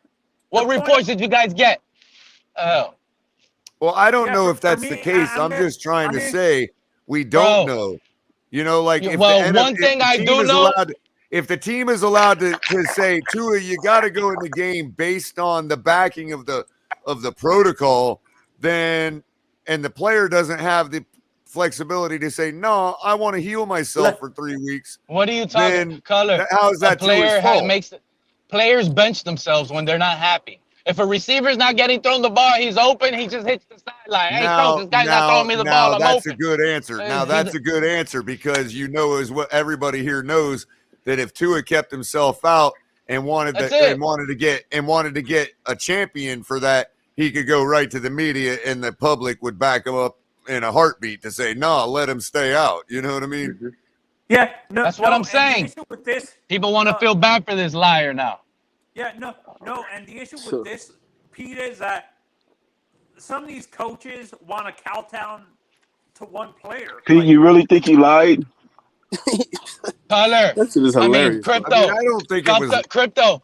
1,000% sure. The reports we got from our head coach was that Tua said he has a back and ankle injury. I don't know. I don't know. Let me tell you guys something. When a player gets woozy, That's concussion. I told y'all on show. Okay, Some Bro, of there were these guys mad even players did that It was jumped and 100 they got booted. degrees. It was I 100 hear degrees that. outside. Guys, Tua look, lied. Lex whoa, Robert, Tua whoa, lied. Tyreek Tua Hill. lied to whoa, get back in the game. whoa.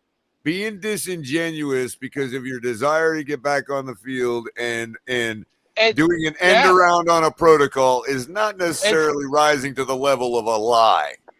Well, you can fit it that way. I agree with that, Culler. But at the end of the day, if you put it to where was he being truthful or did he lie? It's gonna say he lied. Just For because the you got best. your bell rung in the doesn't annals mean of you have headaches. semantics, I guess it would technically be a lie. He lied. He Pete, lied. Pete. And the But karma it's a hit him lie for that lying. it's a lie that thousands of It's a football lie. players are guilty Just of. because you Bro. got your It's a bell lie rung doesn't that mean you could have have life cost him sentence. his life. I don't Just think because you got your bell That's rung true. doesn't But mean should the player be allowed to you put have his headaches. own life on at risk? Is So he what the probably question answered the really question is. Yes, correctly. yes, Culler. Yes. I don't like to see the concussion protocols. If a player feels they want to go out there and put their body and their health on the line and they don't care if they die, Now that that's we the all type know of what the risks are, you're right. The waiver should hold more water since now that we all know what the risks are. Everybody knows that, bro. Players But get what I paralyzed don't before. understand is why the waiver they signed doesn't hold any water. Because OSHA, it's like federal laws that restrict them from if you're not fit to work, then you can't because essentially that's their job. They're out there working. So There was no doctor that stopped Cole Beasley from playing with a broken leg. There's two reasons why these concussion protocols aren't in place. First of all, teams make a lot of investments in these players, and they sign all these hefty contracts. And if they get hurt, that's a lost investment. You know, they're not out there on the field producing for the team and making money. I get that part of it. Second, hold on, Tony, hold on. I'm talking about when it comes to the culpability of the NFL. Well, I mean, listen, they put out these protocols for a reason because they want to protect their pocketbook from any litigation. If a player wants to supersede those protocols, why wouldn't their waiver hold water? You guys remember when Tom Savage had like a seizure from a concussion on the field? It wasn't as big. Yeah, but is there anything that the NFL could do, preventing the players from wanting to come back and play? I mean, sometimes it's the players themselves that put themselves in that position that want to come back into the game, and they put themselves at risk when the NFL's trying to protect them. And that's why we're in the conundrum, because nobody wants to blame Tua, but they want to blame Tua. Culler. You see what I'm saying? I'm trying to tell the people that it's Tua's fault, and nobody wants to listen to me. It is what were the Tua. questions that he was asked? Oh, then it's the left guard turned but that was a center's fault, game. the You have to head look at the coach's fault. circumstances. But How come nobody's blaming the center here? But it's not just the decision at Tua, man. You have to look at the circumstances. This was a big game. So you have to look at it from Tua's perspective. I don't want to give up on my teammates. I don't want to give up on this moment. And he didn't. They made a good decision in that moment. Because if you know anything, literally, but hold on. Let me just make my point real quick. I'm dealing with the back injury right now. I got a bulging disc in my lumbar spine, which is the low back. It is taking me 2.5 months just to get back feeling to normal. So one thing you have to understand about the back is essentially the spine, right? The spine connects to the brain. And I think this point was made in one of the previous streams, but the spine runs to the brain. So yeah, I actually illustrated that point from a doctor on with a concussion management company or something, some institution. Yeah. Right. For me, I want to call out.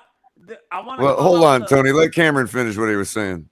Right. So Tua responded. I'm not all like. I said this before the season to myself. I didn't say it on the stream. I love this platform that Tailgate has this for us to be able to just talk and just share our opinions. But if we look the best at platform. how Tua, right, it's the best platform. I agree. If we look at how Tua responded in that second half, I sincerely do not think that he had a concussion based off of the plays he made to win that game. He made some throws that were flat out elite. Hold on, pump the brakes. Steve Young has done that plenty of times after having the concussion. Well, hold on. You don't have to bring up Steve Young to say pump the brakes. The concussion protocol is designed to show that a player is coherent enough to go back in the game and do their job. Right. What the doctors are saying is that the damage done to the brain doesn't necessarily stop them from being back to 100% in their ability to function. It just Right. says That's that all I they're was trying not to say back about to 100. bringing up It young just folks. says that they're not back to 100% when it comes to being able to withstand another blow to the head without more serious repercussions from another concussion. Yeah, no, But and isn't for that me, I got a isn't that question. football? Like, isn't that So football? in other words, Tua could have very well been coherent enough to throw beautiful passes after he passed the concussion protocol. You see Does what I'm anybody know saying? the questions But that that are doesn't asked? mean that the damage that the concussion caused was healed. Right. So I don't think that's on Tua then. I think no, that's on the and NFL. what's worrisome to me is when Right, How Color. is it not on Tua? How is it not on Tua? That's the real question. The only How thing, is I mean, this Pete, the not only thing Do that on you you can even know Tua? the blame on questions Tua, that are Explain asked to Pete, but about me. really quick, He Daggerson? lied on himself. Pete, the Well, only What are the thing Color that, just questions that that they Tua, explained. ask for Color what just Tua evaluation? can, explained what the I'm saying. protocol was. He passed the protocol. He went back in the yeah, game. he That's did, not he did, and the necessarily. doctors, Yeah, but yeah, and, he no, and it was swears he not just the, lied. Some of the and it's questions not that just I the team, know. and it's not just the team doctor that cleared him. It was another independent, unaffiliated, neurological consultant Yeah, also but gave him that's clear fine. to play too. Who's been fired Yeah, but that could be for what another the thing. It could NFL be for what the NFLPA said was mistakes that were made in yeah. I mean, following the yeah, and for protocol. me, Right. But we So don't that's have what all that that's what I'm information. trying when to it We bring don't comes up, to have all the the guys. information. Of course, they're Guys, going to say that. We don't have all that's the what I'm trying to information bring yet. up. Does anybody know the we'll questions see. that are We'll see asked during the Thursday, Friday if evaluation? that report comes out to get Yeah, the we don't have full. all the facts Well, yet. you're So of right, course the Yeah. Cameron. NFL's That going to try to that was slap the what they were Dolphins. going to say, no matter yeah, what. But that's no, all we have to take for them for what they said. You see what I'm saying? We're in a bind there because that they didn't say anything else. you know Yeah, what's but when the worrisome to ish me, when guys, the ish is hits the the fan, fact that multiple former players, including the head of the Players Association, actually said, and a few Hall of Famers that are on TV right now say it's Michael easy for Irvin. them to pack.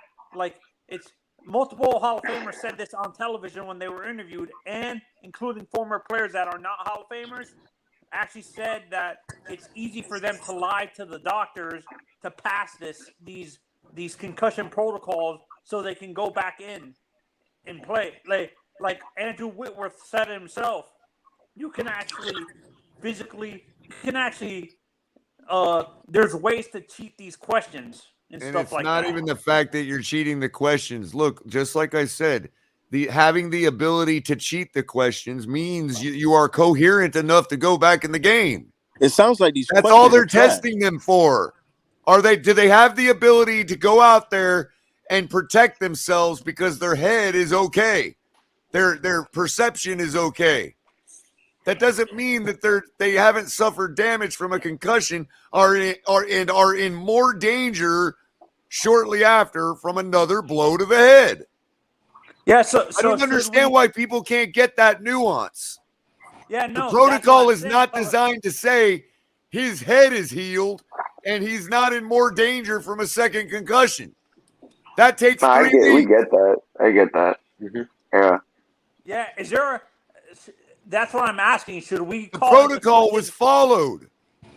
No, we that's saw what the I'm passes saying. he threw in the second half. We know he wasn't. So why did that he didn't have that he had the ability to play? But that doesn't mean he had the ability to take another blow to the head within that short a period of time. Yeah, and for me, this is where, as a coach, argue with the doctor. As a head coach, Mike McDaniel should protect Tua from himself, so it doesn't happen. So this doesn't happen. For me, the reason for the protocol is if they send a guy back in there that's still woozy, he can't protect himself against a second concussion as easily. He trusted the doctors. So if they were to do that, they would be negligent. But since he's coherent enough to take the risk and make that decision for himself on a second blow to the head. And that's the decision Tua made. Whether he should be allowed to make that decision, that's what we're debating. Right. Guys, as football fans in general, should we call into question the strictness, not the strictness, but the leniency of the protocol? It seems like the protocols are not as strong as we think they are.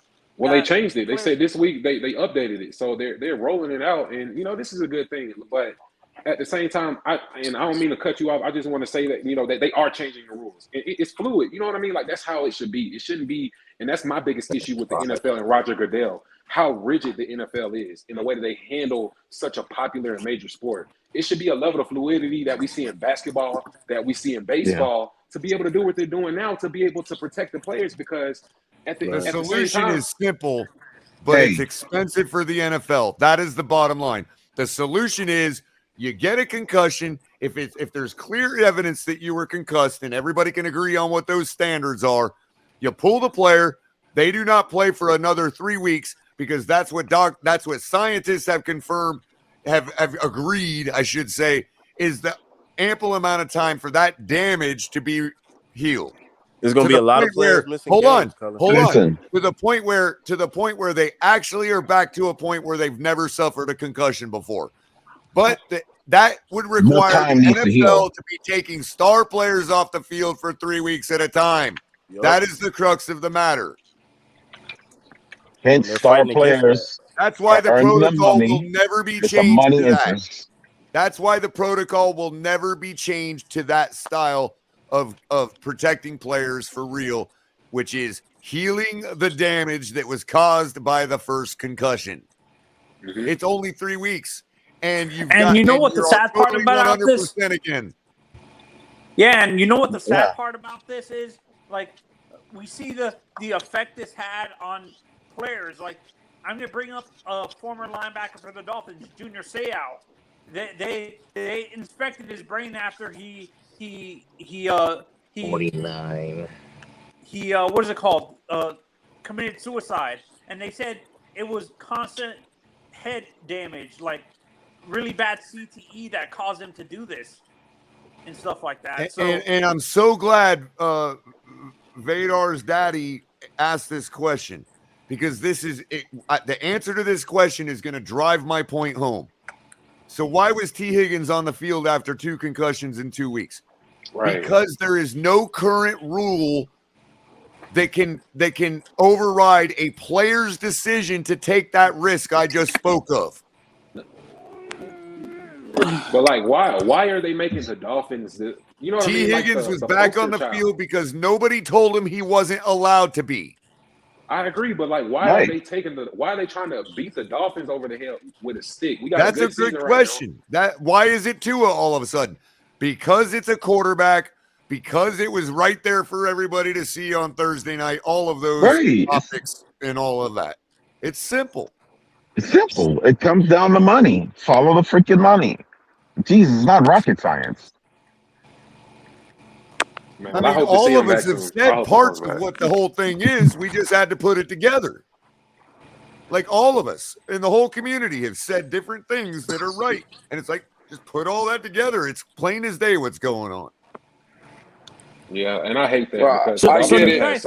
And then there's the side argument of, do you believe they're right for doing it? In other words, do you believe that somebody should be forcing the player out? Well, I don't know. That's a different argument.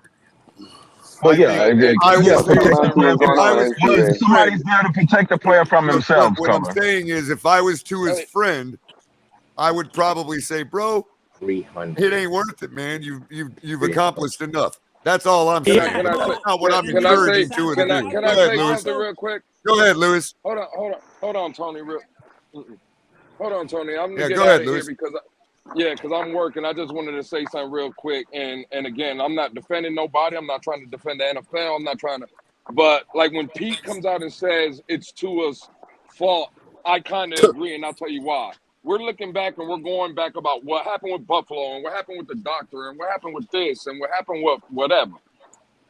At the end of the day, I was in the building for the Buffalo game, so was Culler. When the kid came in the second half, he did look fine to me. There was no problems. There was no nothing, right? So forget about the Buffalo game. Let's go to Cincinnati real quick. The only reason we can blame the NFL, we can talk about money, you can blame whatever you want.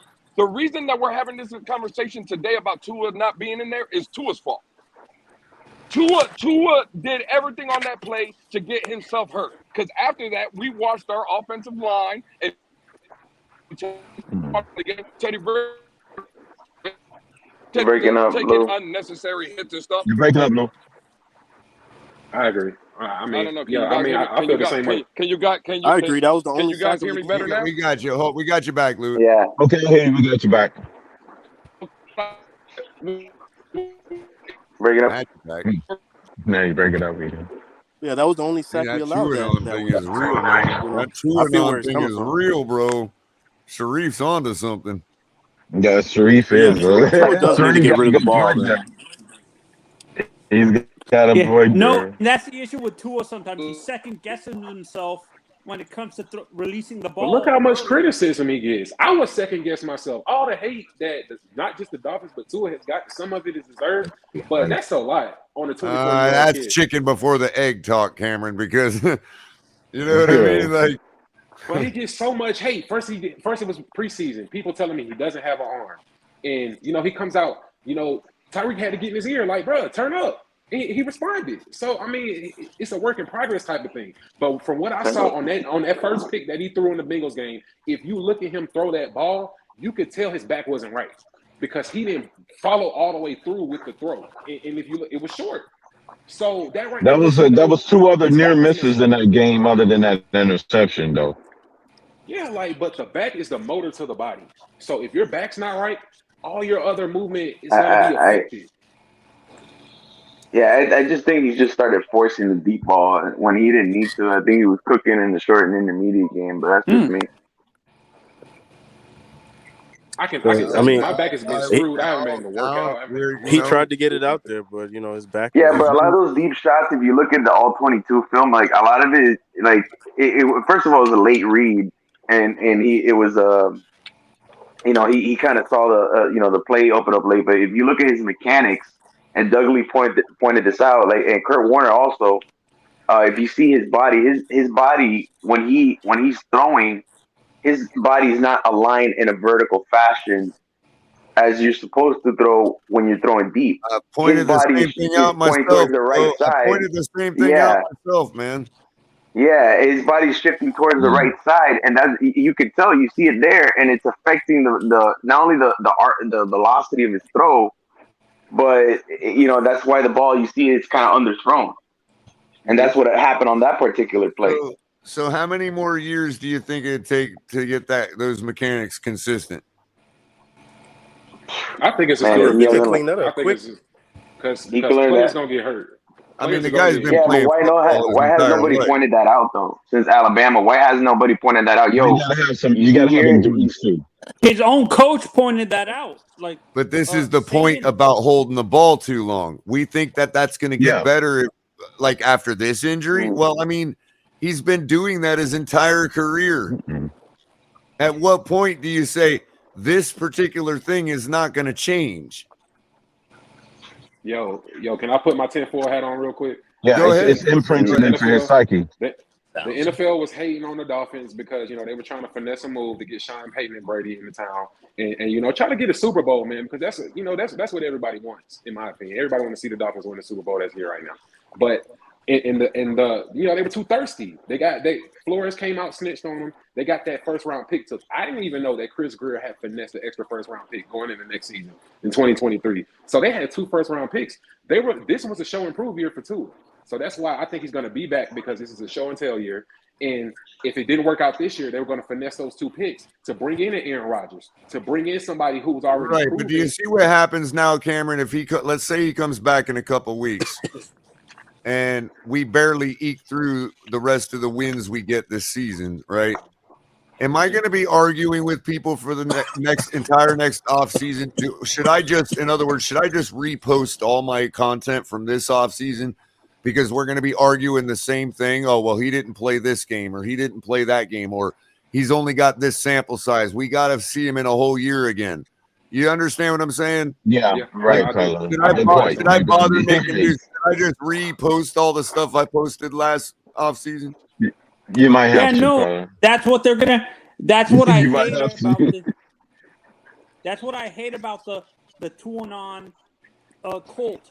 Because the longer he's off, the more he's off the field, the less chance we have to see if he's corrected these issues we're talking about. Right. And so next year it's going to become the same thing. Well, he didn't get a chance to show us this. He didn't get a chance to show us that. Well, why? I think because he's not on the they're gonna field. move. I think they're gonna move for like a veteran QB, like whoever is in the contract year, and they can make a trade and just give up a king's ransom to just get that win now mode like the LA Rams did. They went in the win now Aaron mode Rodgers, and it maybe? paid off. I think so. I like just looking at his body language on the field and the way that he's kind of carrying himself. Like, because I watched that whole Green Bay game, he was chewing out everybody. Like you could just tell he's frustrated, even though they won the game. He's becoming How more would and we more get like him here though? yeah, dude, he's becoming more and more like Brett Favre. I think Greasy can finesse one. Like honestly, It's a durability issue, like what Culler was This is saying. what I'm talking about right here. He just has to stay healthy, and you'll see. Will I? Bro, what? Like, That will was the I? same arguments we was getting from DVP, but that's neither here nor there. Yeah, man, those guys, like, it's a tough sport, man. It's brutal. It's a brutal sport, and that's the main thing I have with Tua. Like, is he going to be durable enough and kind of acrobatic enough to survive the NFL? Because you can't just let Milano rush in there like that. And it's not like he put his shoulder pads or helmet on him or anything. He pushed him with two hands. It just was a push with two hands. Yeah. Yeah, and it's like he went back and he just fell like a mummy or something. It's like you Yeah, it have to wasn't be even a acrobatic tackle. enough. Yeah, and what worries me more about brace. Tua is his Yeah, midsection. yeah, it wasn't even a tackle. Yeah. Cameron, he just had to what clean also that up. worries me with Tua specifically. That would happen to any of us though. You see Yeah, how high he was up in the air? That happens to basketball but players all the time. Also, what worries me about It's called a Tua is flagrant. not his lower body; it's more his midsection and stuff like. It seems like the kid is very fragile in the middle of his body and stuff like that. He's very skinny. He's very thick in He's like Russell. He's kind of like Russell in a sense. Like Russell. Yeah, he's not even is he's very not as big as Russell. Russell. No, him and Russell are the Russell's same way. size. You're talking about Russell Wilson? Yeah, he's not as Russell Wilson's way smaller than Tua. Nah, but if you look at Russell up close, like if you could stand next to Russell Wilson, that guy's yoked. Like his thighs are like. I'm not trying to. Like he's a big sturdy. Right. dude. I'm not trying to stir the pot here. Everybody that was saying that these running quarterbacks like Josh Allen and Lamar Jackson is going to get hurt because they're running quarterbacks. Last time I checked, it's all the pocket passing quarterbacks that's getting hurt, not the running quarterbacks. Right. No, in the long run, it's going to affect. Well, that hadn't borne out yet. No, that's Cam borne Newton out. is a perfect example. Not true. Cam Newton. Cam. But he Yeah, broke but he down had like one couple MVPs on his belt. Like He if broke you look down at like Lamar running back, Jackson, if you look at Lamar Jackson and those guys, they don't really run through the tackles. Cam used to call plays, and you look at Ron Rivera in Washington now, he's terrible. But like they would just run him like directly through the tackles like a fullback. And At the end of the day, what quarterback is elusive enough to avoid taking a big hit? Even pocket passers or running quarterbacks, doesn't matter. Yeah, no, and I've said this. Could get hit just as much as a running quarterback. Yeah, no, and for me, I'm a big fan of Lamar and guys like Kyler, but the issue with that and Josh Allen, the issue with them is they want him. The issue with that though, these running quarterbacks want to make the superstar play instead of making the smart play and running out of bounds. Do you guys agree? Not Lamar. Lamar doesn't take hits. No, Lamar just doesn't take hits. He just simply avoids the person altogether. Smart. He knows how big. That's what. Right. He just knows how to get around like the a wide player. receiver. He's not taking no hit. Right. Yeah, he ain't gonna take no hit direct on. He knows the deal. Yeah, he be dipping and dodging. He be dipping and dodging. Yeah, that's why his career is gonna last longer. Because he's avoiding. He's trying to avoid I don't the remember a big hit on Lamar yet. In this, Yeah, what, 5-6 years? This is why I say Lamar is a bigger version of Michael Vick. He's Michael Vick with a better without arm. the arm, the consistent arm. Michael had a consistent arm and stuff like that. He's Michael Vick without the consistent arm strength, the consistent accuracy, and stuff like that. Do you guys agree? I agree. I see Lamar as way more accurate than Michael Vick was. Yeah, I mean he's up and down with his arm. Yeah. But his feet. Yeah, he's more if you accurate look at than Jalen Hurts. If you look at Jalen Hurts on the Eagles right now, they're performing so good because they're able. He's a true dual threat quarterback now. Right, He's Josh developed Allen. into that. Like just look how tough that Bills game was and how Josh Allen was just time after time. You got Ogba right there, you got Phillips, you got Wilkins in his face, and he's just he's sidestepping it, and then I'm out. I'm rolling out the pocket. I'm going. It's just like playing a video game. Like when you playing Madden, you're gonna roll out and take off and scramble. So it's like I don't think Tua has that. I think he's more of a Size does matter, of though. course That's not. why some of these guys can Of course not. survive a hit versus another. right. Certain type of hits. Yeah, and Certain I think for quarterbacks me, can survive it. Tua to me is the Tua and guys like Kyler are a perfect example of AFL quarterbacks, like Arena Right. Football League quarterbacks, basically. What? How? Now Kyler can scoot too. Kyler, if he's not gonna run through the middle, but I was watching some of Zona games. Like Kyler scoot up out of there and get going. Like he just looked like a little crab, just scut. Just. Would you say he's Kyler moving. is more? Would you say Kyler Murray is more similar to Russell than Tua is?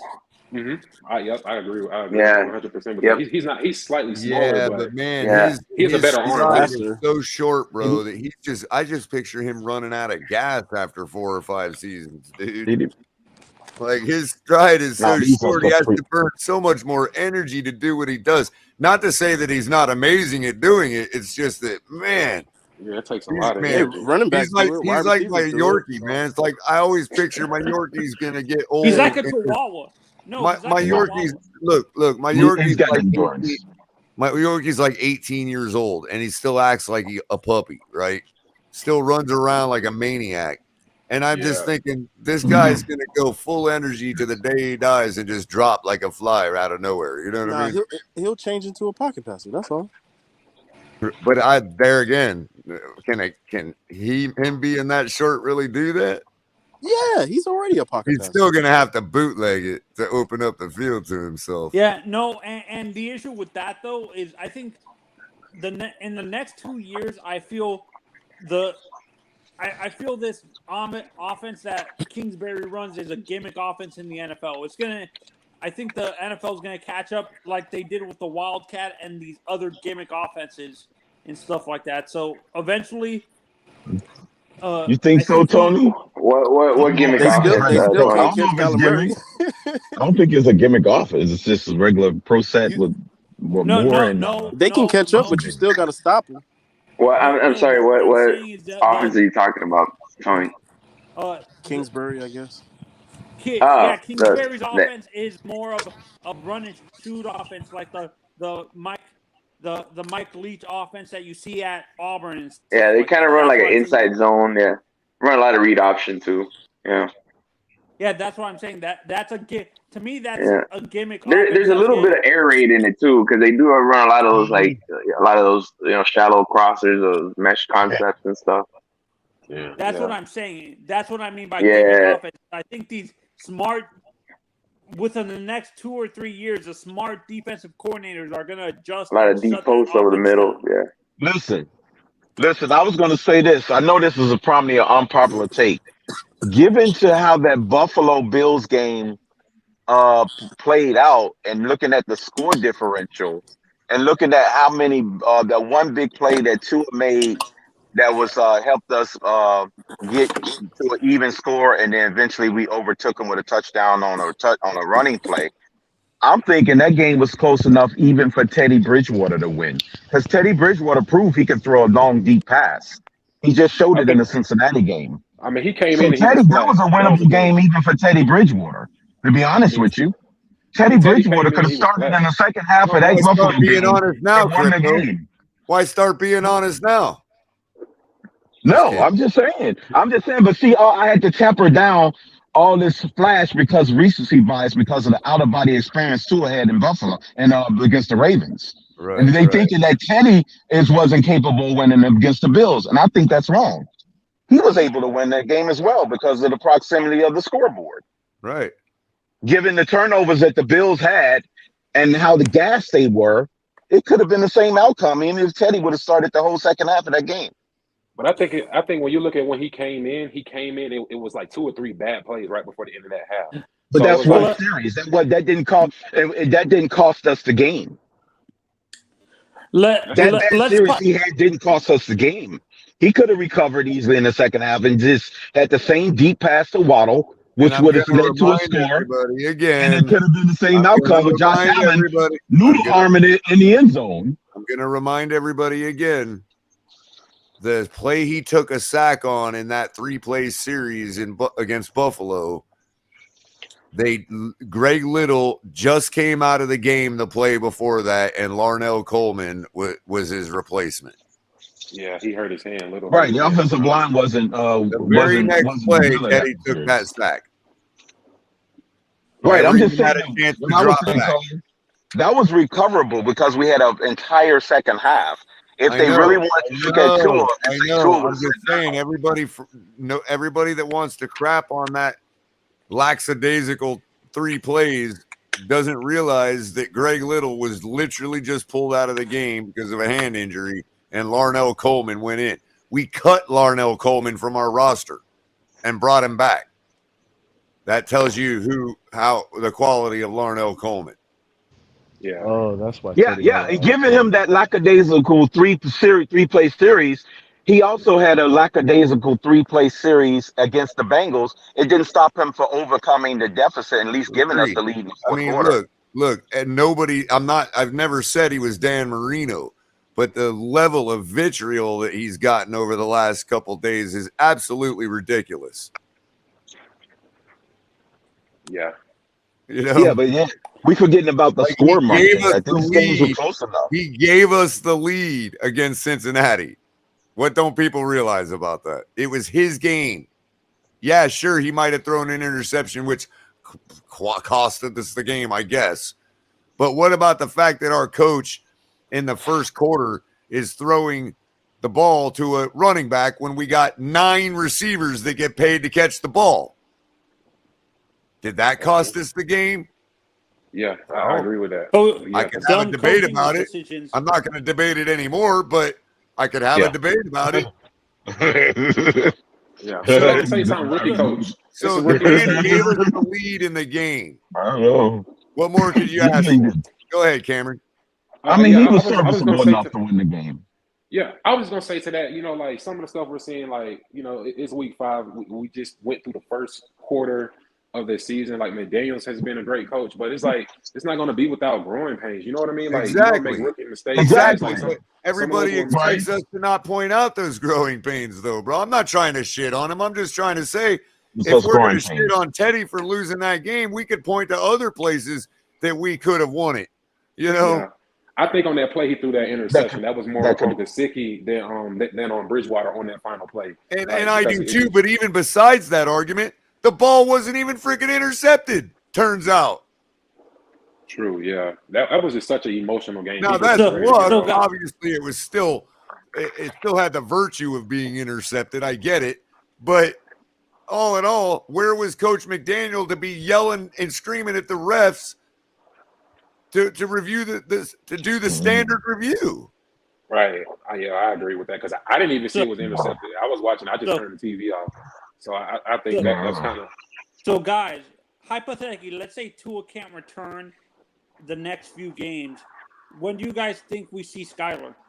Like Skyler? Yes, my bold take, Tony, is that Skyler's starting against Minnesota. I'm so tired of having answer. Like I'm so tired of this question being argued over. I don't even have an answer for you. Tony, that's my bold take already. I said Skyler's starting for the Minnesota game. Final take on it is when McDaniel return against Skyler's turn. That's when it's Skyler's turn. When McDaniel tells us it is. Right. I mean, it's football. Like I got you, Culler, but he will make that announcement shortly after the game of Jets game. Maybe. But I told y'all from the beginning, I am totally indifferent to it. If that's the way McDaniel wants to do it, fine. That's not the way I would go about it, but whatever. But guys, look at the situation. Did anybody watch that Packers Patriots game?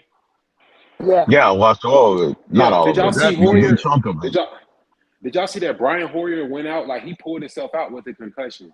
Oh, they were in that game. Yeah, like they were in that game with the third string quarterback. So it's like that's just like football. It's just like to you answer. Open up the window. I'm not looking at my phone, but yeah, like hopefully Skyler. Right, but why didn't Belichick start Zap? Right, because Hoyer's instead of Hoyer. We all know what Hoyer is. Right, and that's Belichick. So like he's gonna make a good decision. Well, who in the hell is Zap?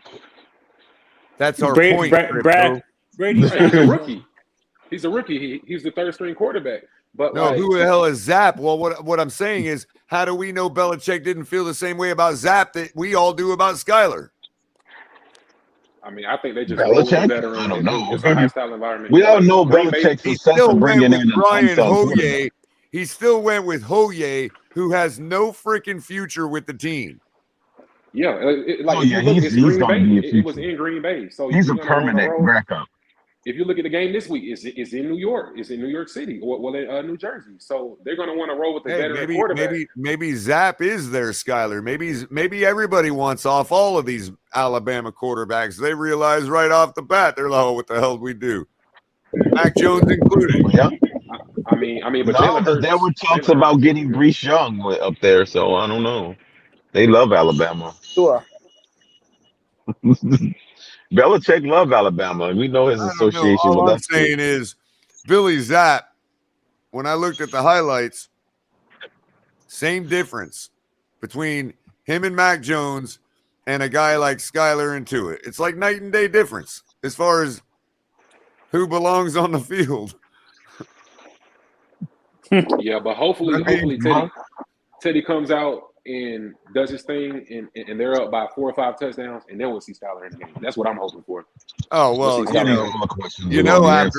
the week I've had arguing with people, damn well that's what I'm after. It's like, yeah, Teddy, silence all these assholes, man. No, y'all ain't assholes. I'm just saying, Yeah, but I do honestly think that they have. I'm sure Teddy thinks y'all are assholes. Yeah, but just I'm a big Teddy fan. I saw the kid play in high school. Honestly, let's not forget. He was the guy that was able to deliver the ball to everybody's favorite target in college. Crypto's favorite target. Yeah, Devontae Parker. Okay. You're gonna give him an apoplectic seizure. Don't do that, Culler. Especially while I'm driving. I mean, if he got production out of DVP, That's true. That's super. Now he's got Tyreek Hill. I don't know. He's got Tyreek Hill now. It's night and day. It's like trying to put an old fluorescent light bulb in your system and trying to get it to work. I don't know. Yeah. Did y'all watch the McDaniels press conference? I think he had a press conference. Yeah, I saw it today. The whole thing. Yeah. Today? Yeah, I saw Cam Wolf was talking about it, and I think Marcel, but I haven't watched it just to see what he said, but he's a heady guy, man. Yeah, I think he's very intelligent, and I'd play it, but to be honest with you, he's so heady, like you're saying, that he puts me to sleep. To be honest with you, I think that's his game. I think that's what he does. He's like, okay, they want the head coach to talk. All right, I'm game. But even if you look at how they're responding to all this adversity, like if you look at the Patriots, okay, like that's always going to be a big game. You look at week 2, you knew that was going to be a big game. Week 3, I remember that part. Yeah, I was just like saying McDaniel gives us so much information it puts us to sleep. He's like, I'll just bombard him with everything. He probably tells us his whole game plan every week, and everybody falls asleep and doesn't realize it. Yeah, he does say a lot of ums too. Like we need to get some of them numerologists on his stuff, them code breakers, the ones that find the Bible code and all that, hey, let's find. I bet McDaniel embeds his entire game plan in his speech, in his press conference.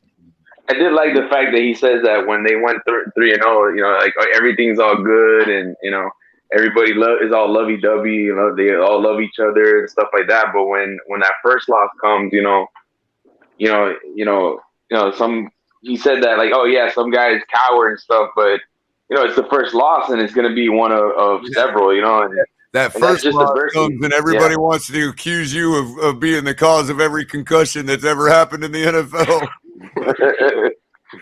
All after one loss. It's Tua's fault. It's Right. And if you look at some of these games, like all these have been very good games because it's been games within the games. Like if you look at the Burrow game, like the Bengals and the they were bringing up LSU and Alabama and doing that. And even this week, the coach of the Jets, like they used to coach in Frisco together. So it's like little games, like the extra motivating factors that's making the game bigger. Yeah, the Frisco. And Cam, I think it's going to be a fun chess match just because both teams have in their coaching personnel, they have a lot of guys, back from their San Francisco days, so they really know each other. So it's going to be like a fun chess match, Yeah, I think it's going to be a good game. It's going to be a hostile environment, and I'm just excited to see how they're going to respond. Like I was looking at Xavier Howard's Instagram, and I saw, this 10 days is going to do them well. That's been the toughest 4 weeks out of any other team, and they responded positively. And I'm watching Howard on the gram. I'm watching Deuce 5 on the gram. He's getting recovery work in. He's working that glute out. I think they said he had like a groin and a glute injury. He's getting that work in, and they're able to recover and bounce back because for whatever reason, the NFL to me just hates the Miami Dolphins and people who aren't fans of the team just seem to want to just douche on the Dolphins. And it's just like, I don't really understand why. Like what, I know it's negative headlines, but you know what it is, Cameron? Same thing with the Miami Heat too. Hey, you know what it is, Cameron? You know what I think? And somebody, I think, put it out in the chat very well. I think the Dolphins have been such a badly run organization in terms of their ownership and front office for so many years, and they've gone through many of these scandals that the Dolphins are kind of like low-hanging fruit, and they're easy to pick on and easy to be made an example of when certain situations come about. So the NFL, it's easy for the NFL to really pick on this team. And then, and not to blame them because we've been so poorly run for so many years, Mm-hmm. Yeah, giving them food for fodder for 30 years. Right. So it's not like it's not like they want to pick on us. It's we've done this to ourselves. We kind of shot ourselves in the foot. So bully made and it's been moments. But I mean, if you look at it, every team has stuff. Like if you look at Kareem Hunt. That was with the Chiefs. If you look at that wide receiver that killed that lady in Las Vegas, that was with the Raiders. So like they haven't really gone to the extent that other teams have. But for some reason they get like all this animosity from just casuals that don't really understand or know the game and just kind of can see, because my uncle is an NFL referee. So if you ever see the line judge number 10, that's my uncle Julian Mapp. So when I'm watching these games, it's just like it's a chess match. It's so many different nuances within the game that it's just like most people don't understand what the dynamics have been within a division, having Tom Brady in your division for like 20 years, and just how that has just lowered the profile and the exposure that the Miami Dolphins gets because the casual is going to go to the Patriots. And I think, that's starting to wear off. That's starting to rub off. And, they want to just pull them back. And it's just like, they got to shake back on that. And I think they will. I think they got a lot of good leaders on that team. And I think, they all communicate. When I watch the defense play, it's like you're saying, like they're and it should be more of that because they're actually the one out there putting in the work. It's like if you watch the defense with Javon, I think he's going to be a Pro Bowler this year. If everything can kind of just stay at the current pace, I think Javon will be a Pro Bowler, Xavier will be a Pro Bowler. And hopefully it'll be a couple, Tyreek's going to be a Pro Bowler. But if you just watch their defense, they're talking and communicating with each other. They're saying, hey, this is where I'm going to be, or this is where you should be. This is who I'm checking. And doing that, and that is what builds a good defense. I think once Byron comes back, that's going to help a lot because, he doesn't have any interceptions as a Dolphin yet, but he does so many other things so well, and he's a great tackler. He's a great blitzer, and he's also very fast. He's great in coverage. So it's like they've been responding to adversity, but you'll never hear a Bills fan say that. You'll never hear other fans of other people's teams say, hey, y'all have injuries too, or they have injuries too.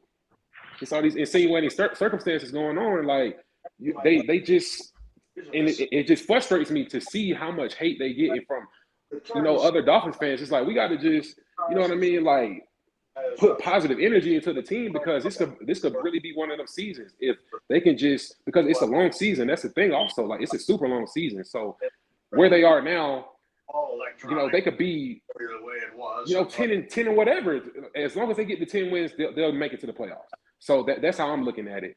And the main thing Everybody welcome MCJB. MC, I want you to jot these notes down for you. You know, you don't have to do a whole song about it, but try to fit these words in your next riff, all right?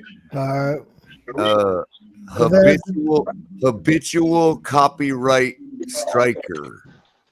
We need you to fit those words into something, bro. Just Are you find talking some about? angle. Are you talking about who I'm thinking of? Yeah. Oh my god. Habitual copyright striker. Just find somewhere to fit that in, man, and make it make sense. You know what I mean? Hey, NCJP, is that a Martin show? We'll know you're talking to us, bro. We'll know. We'll get your message, bro. You know what I mean? How's everyone doing today, man? Hey, NCJP, I see you getting cocky with the boys jerseys, man. Like, hey, you know I gotta rep my National League East championship team, man. Let's go. Anyway, I want to talk Dolphins today before I get screwed around talking about my other topic. I want to talk Dolphins. So I got a question for you, Culler. It's actually for you. You ready? Have you been reading into the about the what's his name, the Omalu, the doctor that? Yeah. The guy.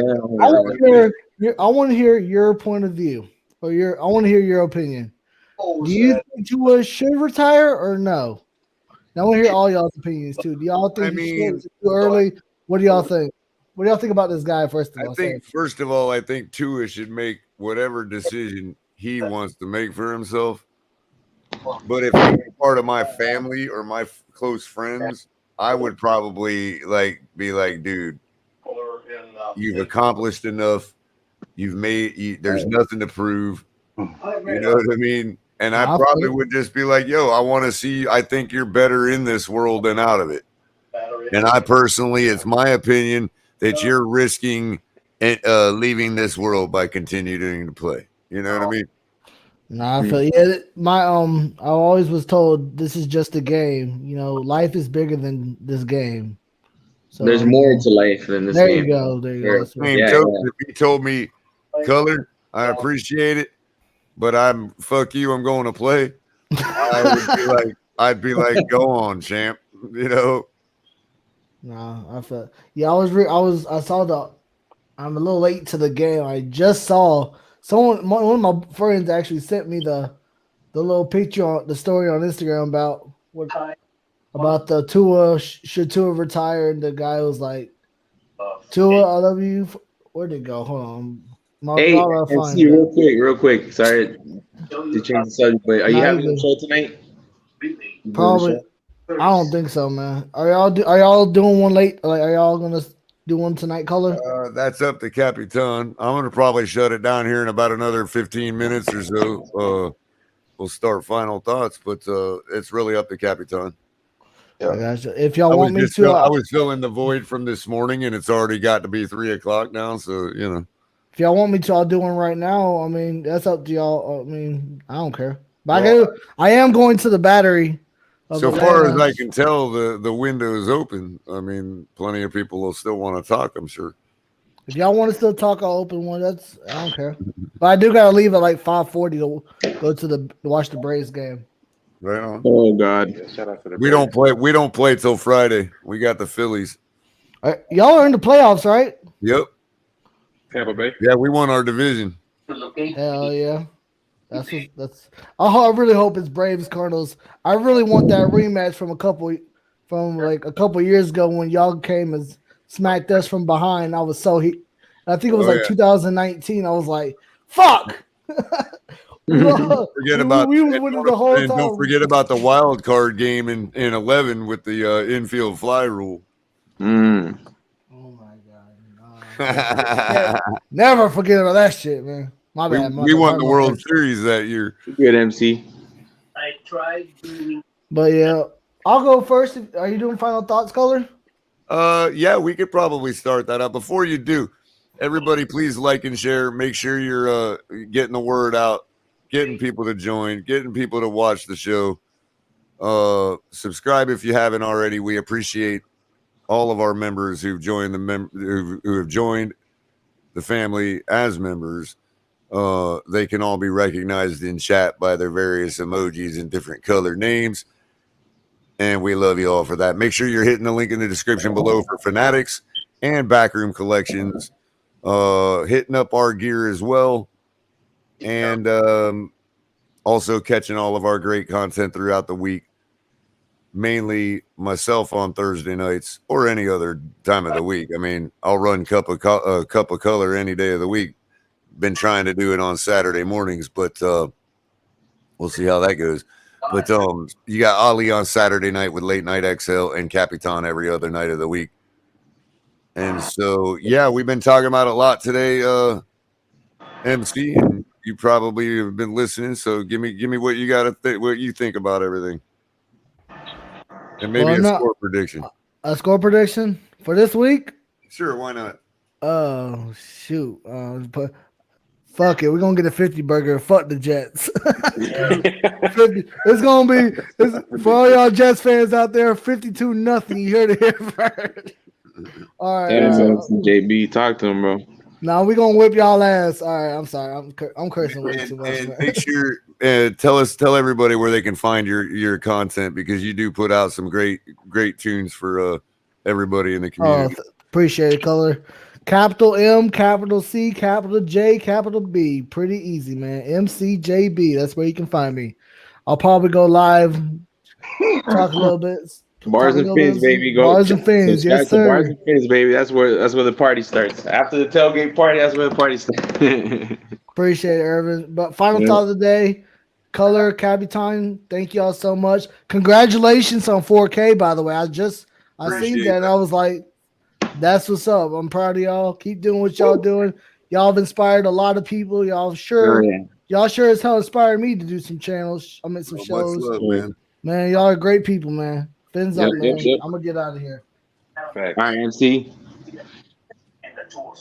All right. Anybody want to tell me I was wrong with something? Oh, I could tell Crypto you're dead wrong, but uh-oh. Oh yeah, let's get out of here before Crypto comes back, man. Yeah. No, I'm just kidding. I think just positive energy, man, positive vibes. Like, it's gonna be another rivalry game. You know, everybody's gonna be watching. So hopefully, you know, they can just, you know, go up there to NYC and just show all those Yankees why they love South Beach so much. You know, and just put on the show for not just, you know, all the fans out there, fans up, all the fans out there, but also to the rest of the NFL. That adversity, people, all the negativity that these haters are saying is not going to affect them. That they're going to still go out there and play their game. And another thing, I think Dougie did a video, and you know their run game is really low right now. Like, I just want to see McDaniels and the offense commit to the run a little bit more and just run the football, because that automatically takes pressure off the QB and just try to establish the run, and so that'll open up Waddle and Tyreek. You know, that high-low. So it's just like, that's all I got. But, you know, I appreciate y'all letting me come on. I love this platform. You, man. All right, Cam. Tailgate. Culler, you know, that's it. The show's over. Almost, Pete. But we're gonna let you get your final thought here, probably last, because I know it's gonna be winded. But but no, appreciate your contribution, Cameron. And as always, you're welcome anytime. I really think, I mean, I'm. It's Wednesday. We usually shift gears towards our opponent and focusing on hype. So come around, keep coming around. Come around Saturday. I'm sure Ali will be hyping things up. And yeah, man, appreciate you. Fins up. Yep, you too, buddy. Okay. All right, Rudy, give us a thought, man. Still around, Rudy? I don't think so. I'd like to go. All right, Pete, if you want to go, bro, go ahead. Appreciate you. Since we're moving on already, I got more like of a question to this fan base that I want to point out. More so because, look, Culler, I'm actually excited now that, you know, there's less limitations on our offense. I'm looking forward to now what the guys can do offensively. And I'm truly excited of what we have now with Teddy under center. Or even if he goes down, I've seen Teddy take a few concussions in his career. He can easily go down, and then we're going to see excitement from Skyler. I just think that, man, I think our offense is going to gel under Teddy, Culler.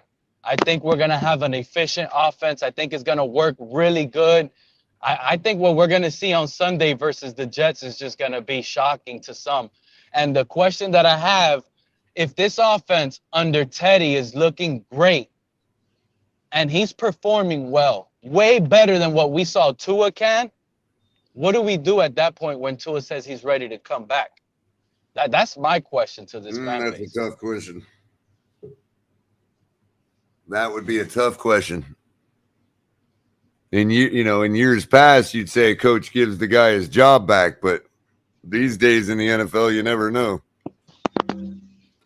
Depends on the performance. I mean, if we're putting up 50 burgers every game, then you don't rock the boat. You know. He doesn't even need to do that though, Culler. As long as he's not leaving meat on the bones and we're just working effectively, there's defenses are going to win plays. No matter what, defense is out there to win plays at times. It's just if our offense is looking cleaner and more effective and we're putting up more points and no more field goals. I mean, who do you think once we get in the red zone, Tyreek Hill scoring touchdowns, Jalen Waddle scoring touchdowns. We're driving downfield. Running game is opening better. I see all of this working better now under Tua. It doesn't have to be simplified to more of effect. That's all I see. Less limitations offensively. Whether Teddy screws it up or not, it's going to be up to him. There's guys are getting open. And I see now if Teddy screws up, I got faith in Skyler. I really do. And now I'm more excited, even as a Dolphin fan, to see what holds on because I truly feel like we're done with Tua. I think Mike McDaniel, to be honest with you, I think Mike McDaniel would rather have Skyler outperform Tua than Teddy outperform Tua because Teddy outperforming Tua makes a lot harder decision than Skyler because Skyler, at least you can say, well, wow, look what we got here. With Teddy, it's like, well, you should have known you had that. You know what I mean? Yeah, that's a fair point. I agree. That's a fair right now. I'm showing you on mute, Pete, but it did just cut you out. I know. I'm ignoring phone calls at this point. Right but on. like I was gonna say, this is an issue for McDaniel as well. Must have been an important one. So who you got in your avatar there, Kahari? Is that your online persona or? Man, I don't know, man. This is like something I forget what they call these things. Something my daughter made for me. So. Oh, I got you. Yeah, I don't know. Some sort of avatar. Yeah, I don't know. So that's like me looking at your refrigerator right now with the big color book drawing on it. Yeah. No, the reason I came back in was to talk about that guy Cameron before he left. I was hoping to catch him before he left, where he was asking us to be positive and rally around the team. My response to him would be, dude, come on, man. It's been 30 years of mediocrity and sucky football. How can you stay positive for that long without, losing your mind? I did quasi ask him that earlier because he had mentioned something about circling the wagons. And I'm like, well, we've been circling the wagons for 30 years and there's no help coming to the Alamo. You know what I mean? Exactly, man. Listen, at some point, man, being objective and holding the line and being tough critically that is the most positive action fans can take, man. We got to demand better. We got to demand better in all things. You know what I'm saying? If we truly love the team, and we can't mistake being openly critical and tough on players to a certain extent as hate. It is not hate. Right. You know? It is not. I would argue there was more hate thrown at Teddy this week than there has been all summer against Tua. Oh, we lost Kahari. But that's just a funny argument. Go ahead, Irving, while we're waiting on Kahari to come back if he does. Yeah, man. Man, I got to disagree with Pete a little bit on the Tua thing. I think this offense has been much better under Tua. Tua's looked much improved from what he was last year. I mean, he's playing at a top 10 clip. He's number 1 in passer rating and number 2 in QBR. So I think he, when he's on the field, he gives us the best chance to win. Obviously, he's not the most physically talented quarterback. I think I would give that to Skylar Thompson. But we have a great situation at quarterback. If anything does happen to whatever three quarterbacks, I mean, Teddy is an established veteran. He you could trust him with winning games and not turning over the ball and not putting us in or the teams that he's been on in difficult situations. So, and that considering with the defense we have, I think with Teddy, I think he's capable of making plays and putting together drives that result in touchdowns. And then with the defense just doing his thing, I think we're in good shape. But overall, man, I mean, you can't complain that we're it could be a lot worse. We are 3-1. We have an opportunity to go 4-1 and secure a place within our division as the season progresses. Like if we keep winning games, we'll continue to improve our standing. Overall, I hopefully Tua does get this time to not to force things, just get healthy. Whenever you come back, we'll welcome you, and then. But otherwise, during his absence, I think we got the guys in place for us to win. I believe in our coaching staff as well. So that's all I got to say, man. I can't wait to. I mean, I don't think Pete could be proven right, I guess, is what I would say. No, I don't disagree. Like, I don't think he's right per se, but you know what I mean. You never know. Yeah, when Pete says things, I'll give him credit when he's right. Like I don't completely disregard everything that Pete says. And that's not to take anything away from Tua's performance, because again, we've seen it this year. The stats back it up where they didn't last year, so it's not anything I'm afraid to say. Hey, the guys have been playing great ball, and we can win with them. And you don't want to upset the apple cart, but the apple cart's been upset. And if somebody comes in and there's always the possibility that person could look even better under our system. Yeah, for sure. Yeah, for sure. Like you always got to be, when it comes to the Dolphins, you have to put the team first. Sure. And what's best for that team, on that, but whatever. Yeah. All right, Culler, man. Thanks for having me on. Before I go, fellas, like and subscribe to the Fins Tailgate. This is the tailgate party that never ends. Thanks for having us here.